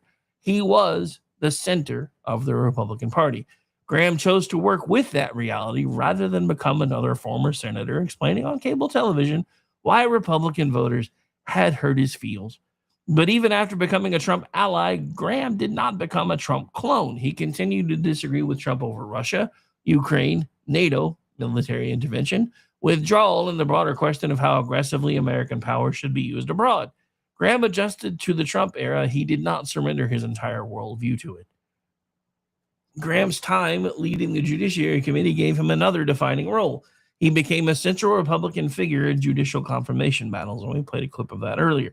He strongly defended Trump's nominees. He attacked what Republicans saw as the destruction of fair process during Brett Kavanaugh's confirmation.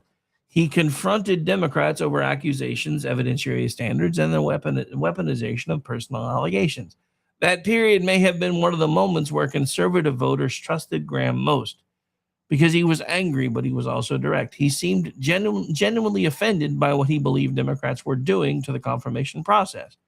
His performance during those hearings reminded conservatives why he could be such an effective partisan fighter when he chose to be. But even there, the contradiction remained. Graham was an institutionalist who frequently accused the institutions around him of behaving dishonorably. He respected norms until he believed the other side was exploiting them. He was willing to negotiate, but also capable of scorching partisan rhetoric. He wanted the Senate to be the Senate. He also understood that the Senate of courteous disagreement was quickly disappearing. Lindsey Graham was not simply caught between two political eras. He helped bridge them. Conservatives will remember the military service, Israel, the judges, Kavanaugh, and the moments when Graham was willing to fight. They will also remember immigration deals, interventionism, Sunday television hits, and the extraordinary turn from Trump antagonist to Trump ally. They will argue over which Lindsey Graham was the real Lindsey Graham. Well, the real Lindsey Graham, please stand up. Oh, sorry. The answer is that all of them were in fact real. He was a military hawk, an institutionalist, a deal maker, a partisan combatant, a television politician, a loyal friend, a political survivor, and sometimes he managed to be all of those things before lunch. That complexity is why he mattered. It was also why almost nobody had a simple relationship with him. The populist right never fully trusted him. The anti-Trump right never forgave his alliance with Trump. Democrats appreciated him when he negotiated with them and condemned him when he fought with them. Trump supporters cheered him when he defended the president and attacked him when he backed Ukraine or immigration compromise.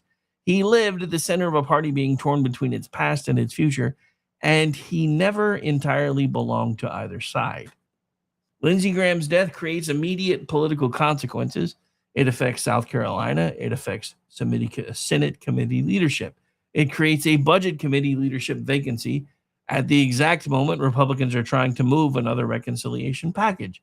It affects foreign policy debates, particularly over Ukraine, Russia, Israel, and Iran. It removes one of the Senate's most recognizable voices. But those consequences are going to have to wait till after the break. Before all the titles and arguments, he was the young man who lost both parents and took responsibility for his sister. That part of his life deserves to sit for a moment. Politics will spend the next several days deciding whether Lindsey Graham was a statesman, a warmonger, a survivor, a sellout, a loyal friend, or a relic of the establishment era. The truth is that pieces of every description will actually fit, but no one can seriously argue that he was a spectator. For more than 3 decades, Lindsey Graham ran toward the argument and usually found a television camera waiting when he got there. When we come back, we will move from the man to the immediate political consequences of his passing. Republicans are trying to open a reconciliation path for provisions of the Save America Act, even if they don't think they can get the whole thing passed. His passing creates a budget committee leadership vacancy at the exact moment that effort is trying to move forward. And the Senate's budget rules may decide how much of the election security agenda can survive. But we'll get to that after the break. I'm Rick Robinson. This is The Rick Robinson Show. Don't go too far. We'll be right back.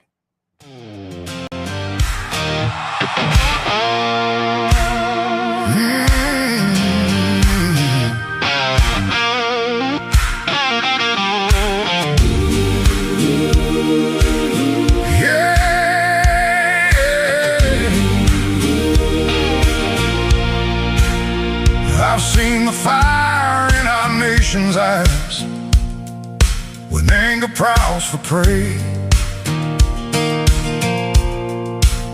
I've heard good people draw their lines and call it holy rage, but the cross was never raised to bless the stones we throw.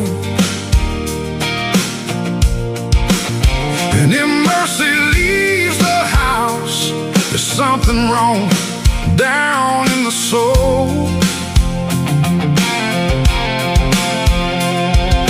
Words ain't bullets, but they can hit the same. And once a heart turns cold enough, it forgets what grace is for. There's no room for hate in America tonight. No room in the home where the children need the light. No room in the heart where the Savior's supposed to stay. If Jesus owns the house, then hatred don't got no place. No room for hate. No, no room for hate. No room for hate. You can wave a flag above it, you can quote a verse or two, you can dress it up like justice, till it almost sounds like truth. But outrage ain't righteous when it changes with the side. And you can't love your neighbor, treating them like they're downrange. We're all image bearers, breath of God and dust. And you don't heal a broken land by teaching it not to trust. There's no room for hate in America tonight. No room in the home where the children need the light. No room in the heart where the Savior's supposed to stay. If Jesus owns the house, then hatred don't got no place. No room for hate. No room for hate. No room for hate. Drag it to the cross, lay it in the ground. Let the blood of Jesus turn the whole thing around. Truth can still be spoken, courage still can stand, but rage don't get to rule the soul of a faithful man. There's no room for hate in America tonight. No room in the home where the children need the light. No room in the heart where the Savior's supposed to stay. If Jesus owns the house, then hatred don't got no place. Let revival start where the anger breaks. Where the anger breaks. Let healing rise up where the hurt gives way. No room for hate. No room for hate. No room for hate. No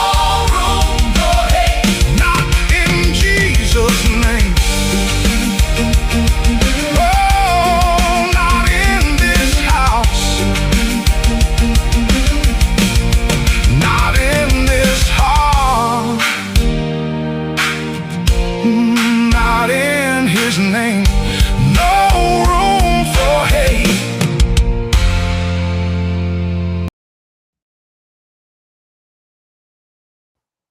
The following program contains coarse language and adult themes. Listener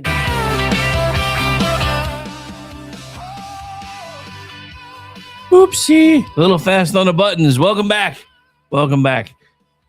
BZ, you and I don't disagree often, but I think this is exactly the time that Graham deserves something like this because he didn't ever really change, which is kind of what we keep saying we want from our politicians.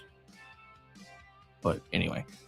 All right, so we're going to keep going here. We may actually get into a bit of overtime because I clocked this before the show and it said it was probably going to run over. I've tried to cut out some of the extra clips and other things that I wanted to play because I wasn't sure my voice would hold out, but we may still get a few minutes extra in here.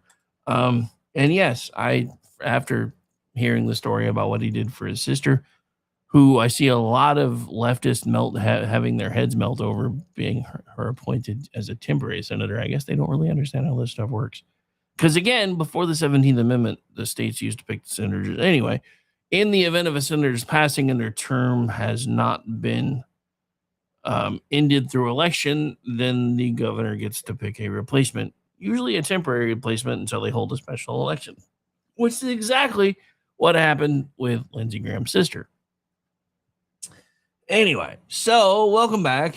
Before the break, we spent some time with the life and legacy of Senator Lindsey Graham, not just the senator, not just the war hawk. And again, I'm going to say this again. There were plenty of times that I disagreed with Lindsey Graham on policy. Not going to pretend there weren't. There were times that I did entire segments excoriating the man because I didn't think he was right on something. But I'm also willing to admit that he was probably the last of a no longer inexistent generation of statesmen. Unfortunately, the Democratic Party evolved well past the point of being able to deal with those type of people and started trying to take advantage of them instead. And again, that started under Reagan. So this isn't anything new. It's just much worse than it is now. But the problem that we have now is now that he's gone, there are some immediate political consequences surrounding his passing, because Lindsey Graham's death created a leadership vacancy on the Senate Budget Committee at the exact moment House Republicans are trying to launch their third reconciliation package under President Trump. And this time, the priorities are election security, homeland security, and national defense. That means even if they can't get the entire thing through, they are still trying to get some of the important provisions of the Save America Act in this thing, and they may finally get their best chance to move through the Senate. Not the whole bill, and not automatically, and not without a major procedural fight, but this does mean a chance. House Republican leaders have begun the budget process required to unlock another reconciliation bill. The stated goals are narrow: safeguard American elections, strengthen national defense, protect the homeland, and enact as much of the Save America agenda as Senate rules will allow. The last part matters because reconciliation is not a magic wand. It is a special budget process that allows legislation to pass the Senate with a simple majority instead of the 60 votes usually required to overcome the now magical and snooze button version of a filibuster. That is why Republicans are using it. They have already passed versions of election security legislation through the House. Under ordinary Senate rules, Democrats can usually prevent the bill from reaching a final vote unless Republicans attract enough support to clear the 60-vote threshold. Reconciliation gives Republicans a possible way around that particular obstacle, but only if the provisions qualify as budgetary. And that is where the Byrd rule, snark included, enters the story. The Byrd rule prevents Congress from stuffing a reconciliation bill with policy provisions whose budget effects are merely incidental. In plain English, you cannot take an ordinary policy mandate, tape a $5 appropriation to the side of it, and call the whole thing a budget bill. The provision must meaningfully affect federal spending or revenue. That means the full Save America Act agenda may not survive. The White House wants proof of citizenship for federal voter registration, voter identification, stronger voter roll maintenance, tighter mail-in voting rules, more reliable verification. But the Senate parliamentarian, who's apparently banging the Senate leader Wait, did I say that? Oh, my bad. May determine that some of those are primarily election regulations rather than budget provisions. If that happens, they could be stripped from the reconciliation package unless Republicans are prepared to challenge the ruling. So what has the better chance? Funding. Federal grants to help states verify citizenship. Money to connect election officials with citizenship databases. Upgrades to federal registration systems. Funding for audits. Resources for voter roll maintenance. Assistance for citizens who lack easy access to documentation. Republicans may also try to attach conditions to federal election administration funding. Those provisions have a more obvious connection to the federal budget. A direct national proof of citizenship mandate is going to be harder. A sweeping federal voter ID rule may be even harder than that. Broader restrictions on mail voting, not going to fit either. That doesn't mean Republicans shouldn't try. It means the public needs to understand that this is the beginning of the fight, not the signing ceremony. The budget resolution opens the door. The committee writes the detailed bill, and the parliamentarian tests the provisions. The House and Senate negotiate, and then the president may get something to sign, or it may not, because the entire effort may collapse under the weight of Senate rules and Republican disagreements. That is how Congress works, slowly, awkwardly, and usually while pretending the final result is obvious from the first press release. The basic Republican argument is rather straightforward. Federal elections belong legally to American citizens. If the federal government is sending states hundreds of millions of dollars to administer those elections, Congress has a legitimate interest in making sure the systems can verify the eligibility of voters. That does not require claiming millions of non-citizens are voting. We should not make claims we can't prove. And it's not necessary. The fact that we're seeing handfuls of cases where we know this is happening should be enough. We don't need a definite number, because these things, much like when you have insects in your home, if you see one, there's usually a lot more that you can't see.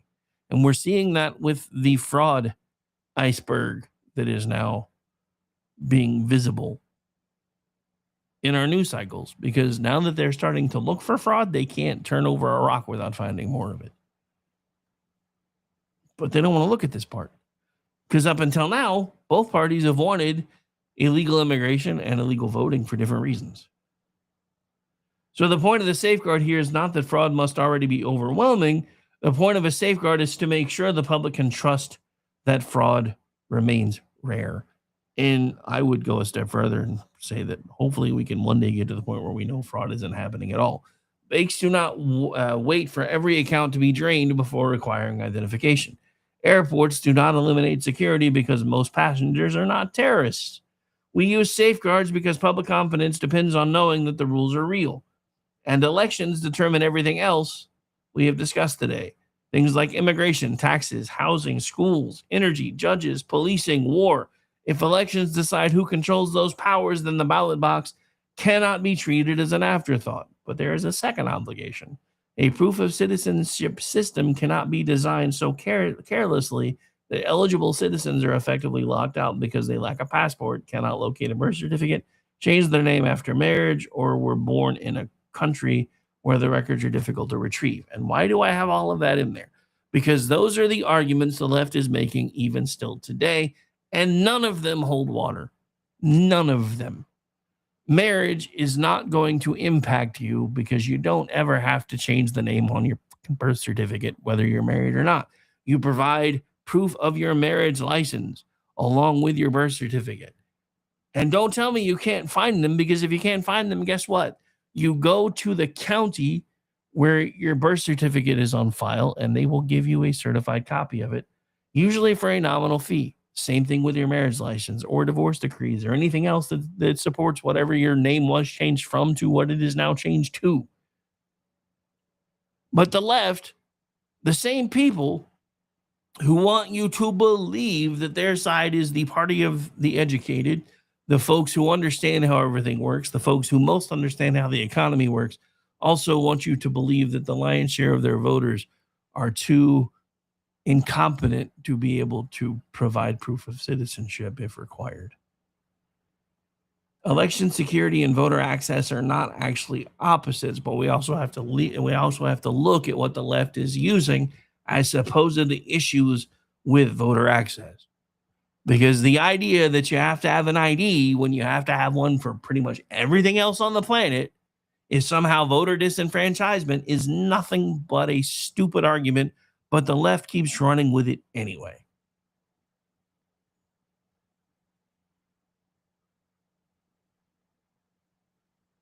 So here's the thing. What we need to do is twofold. We need to be able to prove two things at once: that only eligible citizens can actually vote in elections that are only eligible for actual citizens, and that every eligible citizen can vote should they choose to. That should be the standard. And it's not that hard, especially if you take away the left's asinine arguments. So now we move on to the next part of this, because that question of public trust carries directly into our next story. Because while Congress is debating how to protect election systems, two Supreme Court justices went to Capitol Hill to talk about protecting the people who interpret the Constitution. Amy Coney Barrett and Elena Kagan appeared before congressional appropriators to request additional security funding for physical security, residential security, protective staffing, increases in cybersecurity protections. And for Amy Coney Barrett, the argument was not abstract, it was personal.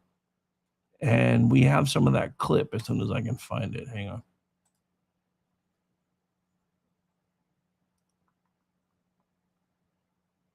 There we go. I know I have it here somewhere. Oh, hang on. Oops, if I hit the right buttons in the right order. Did I mention I am my own producer? So occasionally if things go sideways, it is entirely my fault. But if I were to worry about things like that, there probably wouldn't be shows. So we just do what we can do. All right, here we go. So I thought I would just share a little bit about how the threats have affected me and my family personally.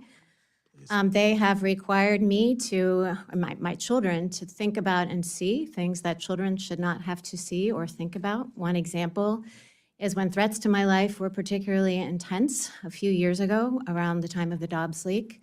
My security detail sent me home with a bulletproof vest, and I carried it into my house, put it into my bedroom, dropped it down on a table, turned around, and my 12-year-old son was standing in the doorway of my bedroom, and he wanted to know what it was and why I had it, and I didn't know how to respond, because maybe I lack imagination, but I didn't expect that performing this service was going to put me in the position of explaining to my children what a bulletproof vest was and why I had to wear one. It's also been reported in the news that roughly 6 weeks ago, I was the victim of a swatting incident.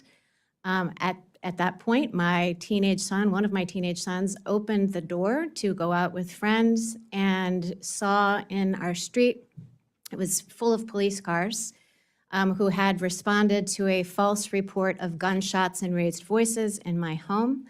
I was very, very grateful that I had Supreme Court police outside my home, because they were able to stop and meet with and explain to the county police that it had been a false alarm, and so the police did not actually attempt to enter our home. Many of us, me included, have received threatening anonymous deliveries designed to intimidate and harass us. They are often sent in the name of Judge Salas's son, who I think, as you mentioned in the beginning, Mr. Chairman, is deceased because he was killed by a disgruntled lawyer who showed up at Judge Salas's home intending to kill her, but her son, 20 years old at the time, opened the door and took the bullet instead. Her husband, standing behind, was seriously injured. So I think the message on these deliveries being sent in his name is clear. As Justice Kagan said, federal judges across the country, throughout the judiciary, including the Supreme Court, continue to do their jobs without fear or favor, but the threat level is really high.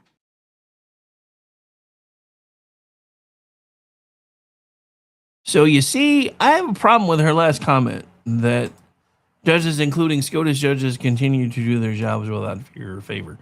You just explained exactly why you are doing things out of fear, whether you want to admit it to the people that you're testifying in front of or not.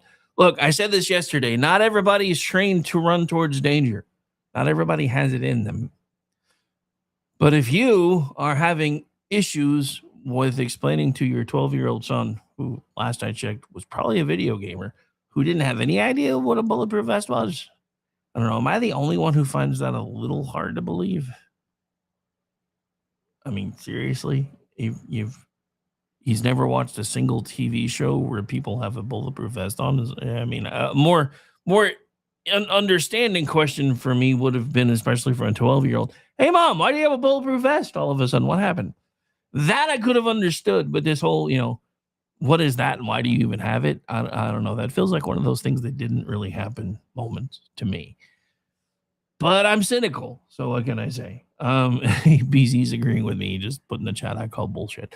And look, here's my thing with all of this. Once you admit that you're afraid, you should quit. Now, this is coming from somebody who has done all kinds of careers, all kinds of different things, a lot of which involved running towards danger, running towards gunfire, kicking in doors, training people to do the same, training people to do other jobs. The moment you show weakness at all, you should quit. Because once they can see that you're afraid, they're just going to keep coming after you. And the one thing that you cannot say, if you look at that clip, hang on, let me get back down there. If you look at that clip, the one thing you cannot say, let me back it up for just a little bit, is there is not visible proof that she's afraid. Look at that face. Look at the wide eyes. This woman was terrified. I'm not saying she doesn't have a right to be terrified. What I am saying is you cannot say that you're doing your job without fear or favor when your face has fear painted all over it. And you have now shown the same people that have been trying to intimidate you that their intimidation is working, which unfortunately calls into question every ruling that you've made recently. Have you been making those rulings because you have been trying to make sure that nobody hurts you or your family? And if that is the case, I'm not necessarily saying that you're wrong for doing so. But I'm saying if you can't do your job anymore without that fear sitting in the back of your mind, you probably shouldn't be doing the job anymore at all. Exactly. And that's the thing. It becomes a self-fulfilling prophecy. Once you admit you're afraid, and this is coming from people like me and BZ who spent time on the streets and time in the field. Once you admit even to yourself that you're scared to go into the field, you should leave, because all you're going to do is eventually get yourself hurt or somebody else. Doesn't even matter if you have to admit it out loud. If you are doing a job where you are required to feel 10 feet tall and bulletproof and you can't do those things, then you don't need to be doing it. That's just the truth of it. And it's a hard thing to explain to people who haven't run towards danger or run towards bullets. Because I'll be honest with you, the one thing I never really have been able to come to terms with is firefighters. I can run towards gunshots all day long. And there have been a couple of times in my career that I've had to go into burning buildings with all the equipment and everything else. And yes, I even got a rip over it. Back when I was working for another company, they said, don't you ever fucking do that again. You're on a 3-day suspension. You don't ever go into a burning a building without the proper equipment. And I'm like, but there was somebody screaming and fire was still 3 minutes out. What the hell was I supposed to do? Because I went in and dragged somebody out before they lost consciousness. That's why I was saying earlier, this whole thing of, don't put yourself in front of vehicles. You can't do that all of the time, because there's usually a logical reason in the moment while somebody has put themselves between a vehicle and their ingress and egress points. And it's usually to protect the crowd. So the idea of all these policies and procedures that say you're never supposed to put yourself in front of a vehicle, that's bullshit.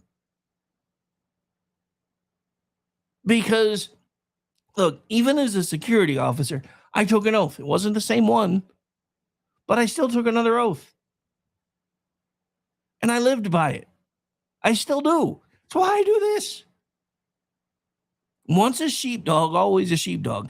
How you stay one may change depending on how old you get, how broken you get, and the fact that you don't really want to go out and chase bad guys anymore. But once a sheepdog, always a sheepdog. Anyway. All right, so let's get back into the actual notes so I can finish up today, because otherwise I'm going to be long. So again, we heard already, Barrett told lawmakers about having to wear a bulletproof vest and about having to explain the vest to her child, which again, I think is a little weird for a 12-year-old boy. I could almost even understand it if it was like a 12-year-old girl, maybe, but a 12-year-old boy. Look, I'm not trying to diminish that point, because again, you know, the fact that our Supreme Court justices are having to wear bulletproof vests, the fact that we've gone from the Chief Justice to all of the justices having full-time police details, wonder why that happened. Let's talk about that for a second. Why is this happening? Why are there all these threats? And who started it? You know who I think should have to pay for all these security changes? Chucky Schumer. That's who. Anybody remember his reap the whirlwind comments from back in the day? Because I do. But let's think about this from a logical perspective, from people that aren't trained to run towards danger every day. So you can disagree with every opinion ACB has ever written, and I have disagreed with quite a few of them. You can believe her entire judicial philosophy is wrong, and I think about at least 50% of it is. You can believe her confirmation was rushed. You can believe the Supreme Court has too much power. You can believe the court needs stronger ethics rules, more transparency, or tighter limits on emergency orders. But her child should not have to learn about her mom having to use body armor because his mother served on the Supreme Court. That shouldn't have to be a partisan statement. It should be an American one. Barrett and Kagan came from different ideological wings of the court. They disagree on law. They disagree on constitutional interpretation. They disagree on cases that affect abortion, guns, religious liberty, executive power, elections, and the reach of federal agencies. But they do not disagree that judges should be able to decide cases without wondering whether someone is waiting outside their homes. The court is seeking additional money for protective officers, residential security, cybersecurity updates, cybersecurity personnel, and other safeguards. And the request comes against a backdrop that is increasingly difficult to dismiss. There was an assassination plot targeting Justice Brett Kavanaugh. There have been swatting incidents, threatening communications, demonstrations outside private homes, threats against lower court judges and their families. Then there's the digital side of things. The court says its systems face enormous volumes of attempted intrusion, probing, and cyber attack. That does not mean hundreds of millions of successful breaches. It means hostile actors are consistently and constantly testing the walls. And the Supreme Court has already learned how much damage one internal breach can do. The leaked Dobbs draft did not merely reveal an opinion early. It changed the political environment surrounding the court. I got to stop here for a second, because it kind of seems to me that at some point there was some sort of a CYA memo released that the Dobbs decision was released through a firewall breach. I don't buy that. But the draft being leaked early changed the political environment surrounding the entire court. It triggered protest. It intensified pressure. It damaged trust inside the institution, and it demonstrated that information security is not a side issue. It is part of judicial independence. Elena Kagan raised the role of political rhetoric, and she's right to do it, but she didn't really take credit for her side of the problem. No political party gets to claim clean hands here. The left spent years describing conservative justices as illegitimate political operatives. Not wrong, not misguided, but illegitimate. The right has its own version of the same disease. A judge rules against Trump and suddenly he's a traitor. Problem is, most of the time, the argument can in fact be made, though, for that one. Maybe that's just my own bent coming through, but one of the biggest ones recently was the birthright citizenship stuff. Everybody who understands history knows what the 14th Amendment was supposed to be about. But now it's leading to birth tourism and continuing birth tourism.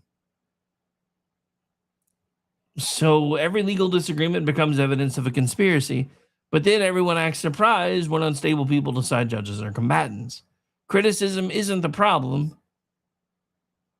The Supreme Court has enormous power. Its decisions deserve fierce criticism. Judges are not elected royally. Challenging rulings through appeals, legislation, elections, constitutional amendments, and public arguments should be a thing. Threats, swatting, doxing, and intimidation are not democratic participation. They are coercion. And here's the other thing. I'm not saying it hasn't happened, but I haven't been able to find any confirmed reports of anybody on my side of the argument doing these things to the judges, even if we are calling them names online sometimes. Once judges begin calculating whether a decision will place their families in danger, judicial independence stops being an abstract constitutional principle. It becomes a security question. Security is not a reward for public approval. You can demand tougher ethics rules and still fund protection. You can demand greater transparency and still protect their homes. You can believe the court has made terrible decisions and still recognize that a robe is not body armor. So this brings us to one of the last things we're going to be talking about today, as we have officially moved well into overtime. This is going to bring us to Jack Smith, because the next story is also about power, constitutional safeguards, and what happens when the people exercising government authority decide that the guardrails aren't there for your protection, but they're in fact obstacles to what they want to do. Chuck Grassley says Jack Smith's investigation of Donald Trump became a runaway train with no brakes. And according to newly released Justice Department records, one of the brakes was a filter team designed to protect privileged material. Smith's investigators apparently drove around it. The new disclosure involved text messages, content connected to 44 current and former members of Congress, 40 Republicans, 4 Democrats. The messages were reportedly found on government devices used by Trump White House officials and later provided by the National Archives. The list included Chuck Grassley, Lindsey Graham, Josh Hawley, Rand Paul, Tom Cotton, Kevin McCarthy, Jim Jordan, Thomas Massey, Cory Booker, Karen Bass, and others. That bipartisan detail matters because this cannot become a constitutional principle that applies only when Republicans are the victims. If a Democratic Justice Department can read Republican lawmakers' messages without proper safeguards, a Republican Justice Department can do the same thing to Democrats later. And in this case, Democratic communications were apparently swept in too. The problem is not merely that investigators encountered communications involving members of Congress. That can happen during a legitimate investigation. The problem is the process used after the records arrived. The special counsel's office had established a filter team. The filter team existed to identify material that might be privileged or constitutionally protected before the investigative team received and reviewed it. The Justice Department's own disclosure indicates that Smith's team accessed the material before the filter process had done its job. That's the biggest part of this scandal. They created a safeguard. They then went around the safeguard. The filter team was supposed to be one of the brakes. The investigators apparently decided they didn't need the brakes. The Constitution's speech or debate clause protects members of Congress from executive or judicial interference with legitimate legislative acts. That does not mean every text message sent by a senator is automatically untouchable. A campaign message may not be protected. A press strategy may not be protected either. A political conversation might not be protected. A personal message most likely isn't going to be protected. The protection depends on the substance of the communication, but that is precisely why the filter process mattered. The people investigating Trump should not have been the first and only people deciding whether communications with Congress were protected from the Trump investigation. An independent review was supposed to happen first. If the message was not privileged, pass it to the investigators. If it was protected legislative activity, then they should have kept it out. That system protects Congress from executive intrusion. It protects prosecutors from contaminating their case. And it protects the public from having to trust that investigators exercise perfect restraint while reading material they were not actually supposed to see. So this is where the rubber starts meeting the road. Did Jack Smith lie? I'm going to say yes.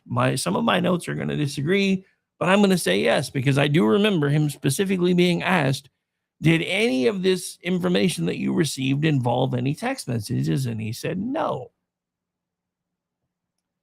Jack Smith testified under oath that records requested from members of Congress did not include the content of text messages. The new records show that his team, in fact, reviewed text message content involving members of Congress. That sounds like a contradiction to me, and it looks like legally it may actually become one, but the exact wording matters. Smith appears to have been answering a narrow question about toll records obtained directly from lawmakers, phone numbers, dates, times, duration, metadata. The newly disclosed message content apparently came from the White House devices held by the National Archives, not from subpoenas served directly on the lawmakers. That is going to give Smith a defense. He may say the records we requested for members of Congress didn't actually include that content, so I answered the question correctly. The content came from another lawful source. Technically, my answer was true, and technically may be enough to defeat a criminal perjury charge. Because unfortunately, perjury is difficult to prove, unless you're a Republican. The statement must be knowingly false. The question must be clear. The answer cannot merely be evasive, incomplete, or lawyerly. But technical truth is not the same thing as candor. Congress now needs to determine whether Smith gave an accurate answer, a material misleading answer, or a knowingly false answer. Did he know his team had reviewed congressional message content? Did he understand the question to reach that material? Who authorized bypassing his filter team? Was Smith personally aware of that bypass? How were the messages used? Were protected legislative communications shared with prosecutors? Did the material influence charging decisions? We probably already know the answer to that one. Those are the questions for a real hearing. Grassley says he intends to bring Smith before the Senate Judiciary Committee, to which I say good, put him under oath again, show him the records, ask the questions clearly, give him the opportunity to explain, then determine whether this was negligence, recklessness, constitutional overreach, contempt, or something criminal. We do not need to declare Jack Smith guilty of perjury before the hearing in order to recognize the severity of what has already been disclosed. Maybe Smith's deposition answer was, in fact, technically true. This is why Shakespeare once said, kill all the lawyers.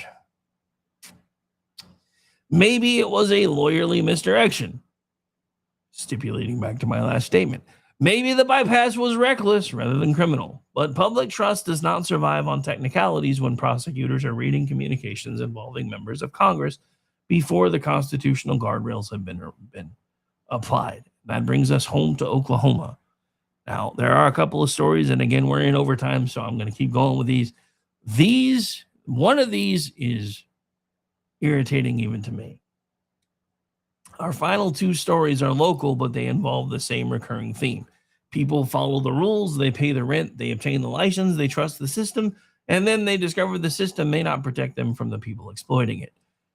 Cassandra Rhodes came home to her apartment at Drexel Flats in Oklahoma City and found another notice from the city. The water could be shut off again. She reportedly kept the previous notices from December, February, April, and now July.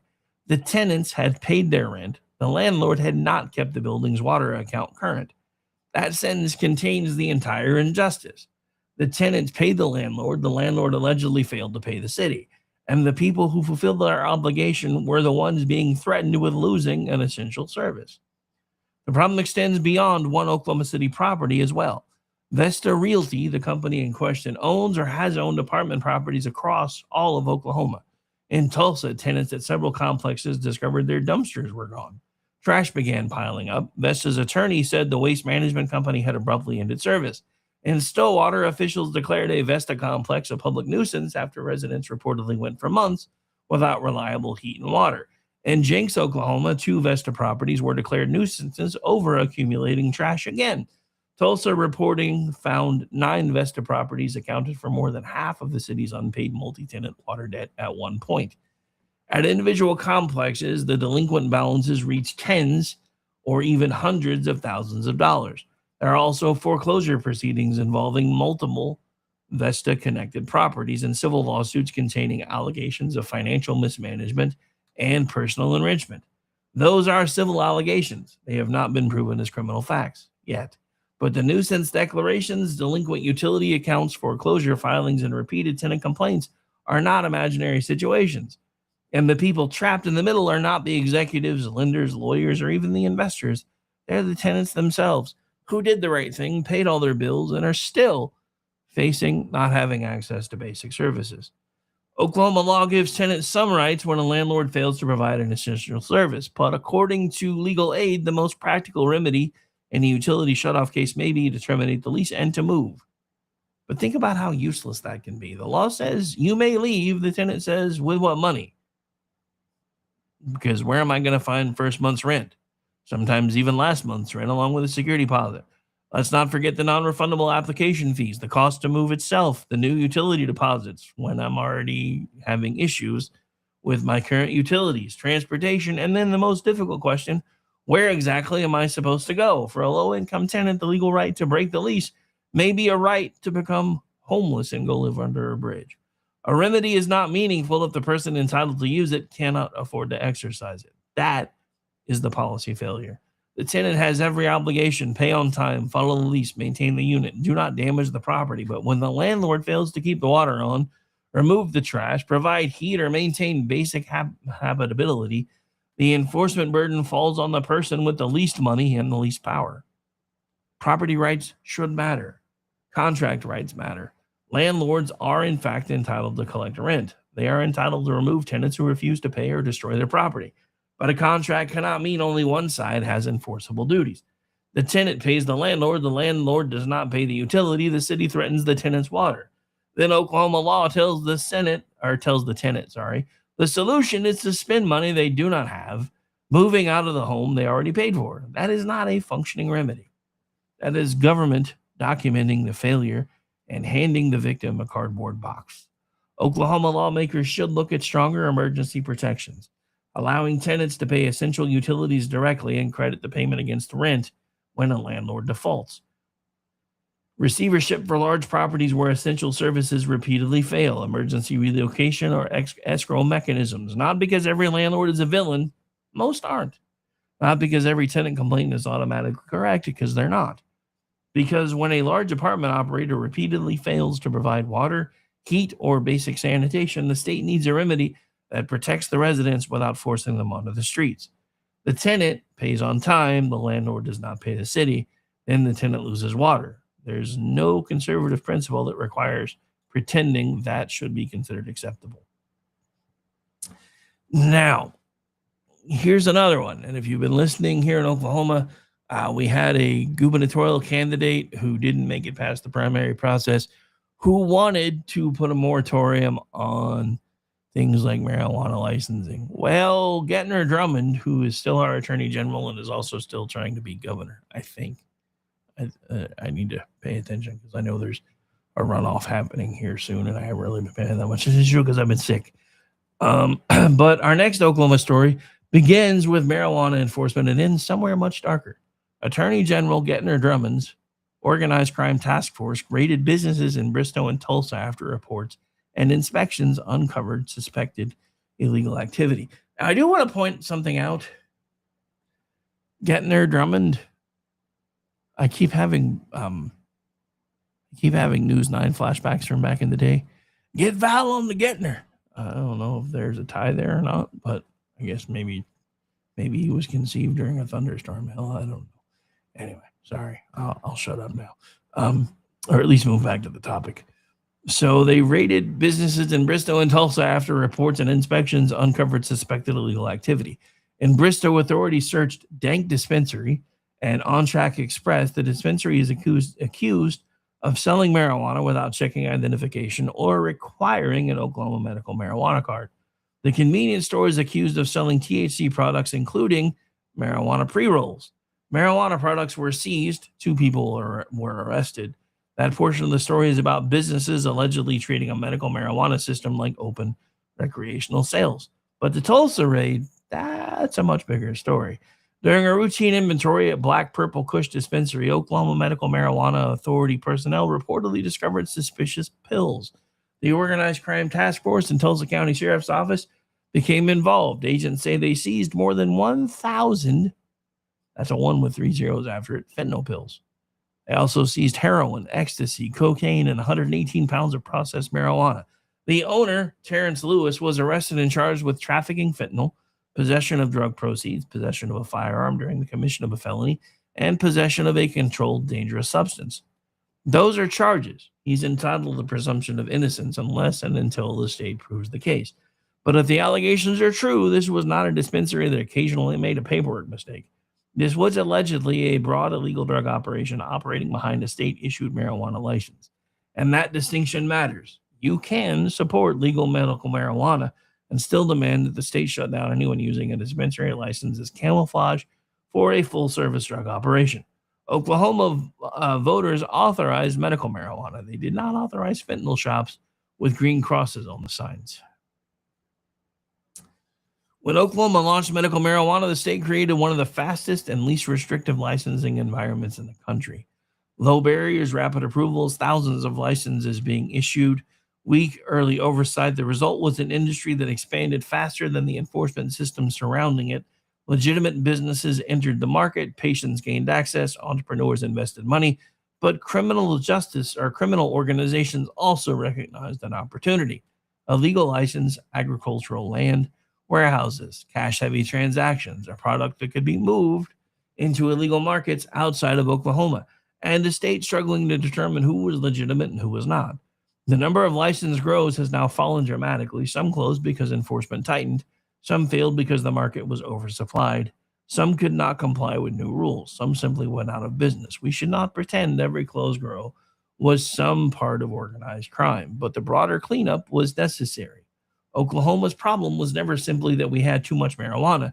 It was that a lightly supervised licensing system gave criminal enterprises a ready-made disguise. In this case, the inspection process may have worked exactly as intended.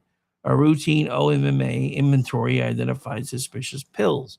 The discovery triggered a larger investigation. Agents then allegedly found fentanyl, heroin, cocaine, ecstasy, marijuana, drug proceeds, and a firearm. That is what regulation is supposed to do. Separate the lawful operator from the criminal one. Protect the legitimate industry from people using its licenses covered. And protect the public from something much more dangerous than marijuana. If Oklahoma is no longer the Wild West of illegal marijuana operations, good. But we should still ask who allowed it to become the Wild West in the first place. And because we have spent the last couple of hours discussing shootings, socialism, the death of a senator, threats against judges, prosecutorial overreach, tenants losing water, and fentanyl inside a dispensary, let us end with something lighter, pun intended. Congress has decided to save daylight. I was unaware daylight was in federal custody, but here we are. The House passed legislation that would make daylight savings time permanent. No more changing the clocks twice a year. No more trying to remember whether spring goes forward or backward.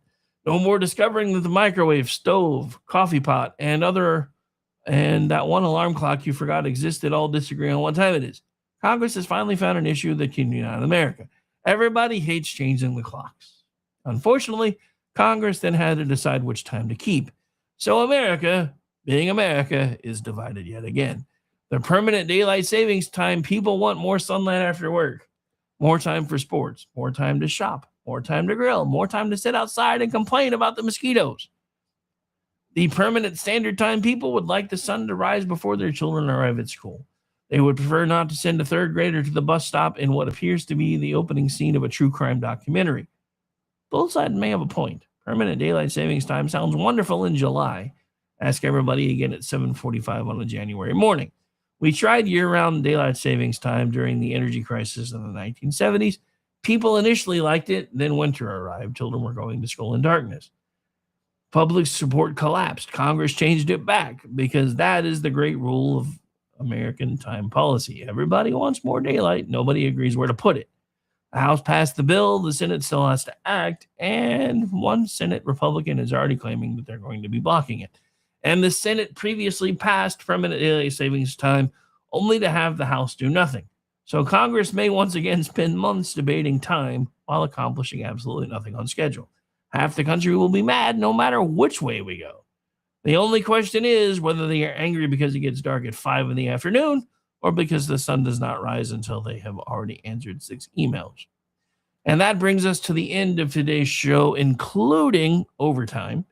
Different stories, same recurring lesson. Institutions do not earn trust because of their title, badge, license, office, robe, or balance sheet. They earn it by following rules, showing their work, protecting the people who rely on them, and accepting consequences when the safeguards fail. That's not cynicism. That's actual citizenship. I'm Rick Robinson. Thank you for spending this time with me on this wonderful Chat Lives Matter Day Wednesday. I'll be back here later tonight for Kingdom and Country. Take care of yourselves, take care of each other, and I will see you later tonight. This has been the Rick Robinson Show.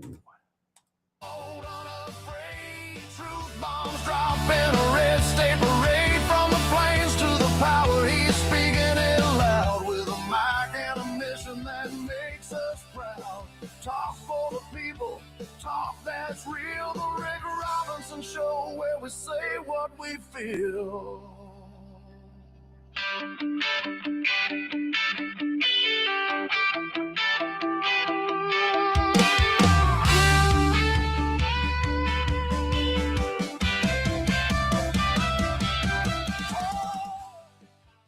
Say goodnight, Gracie.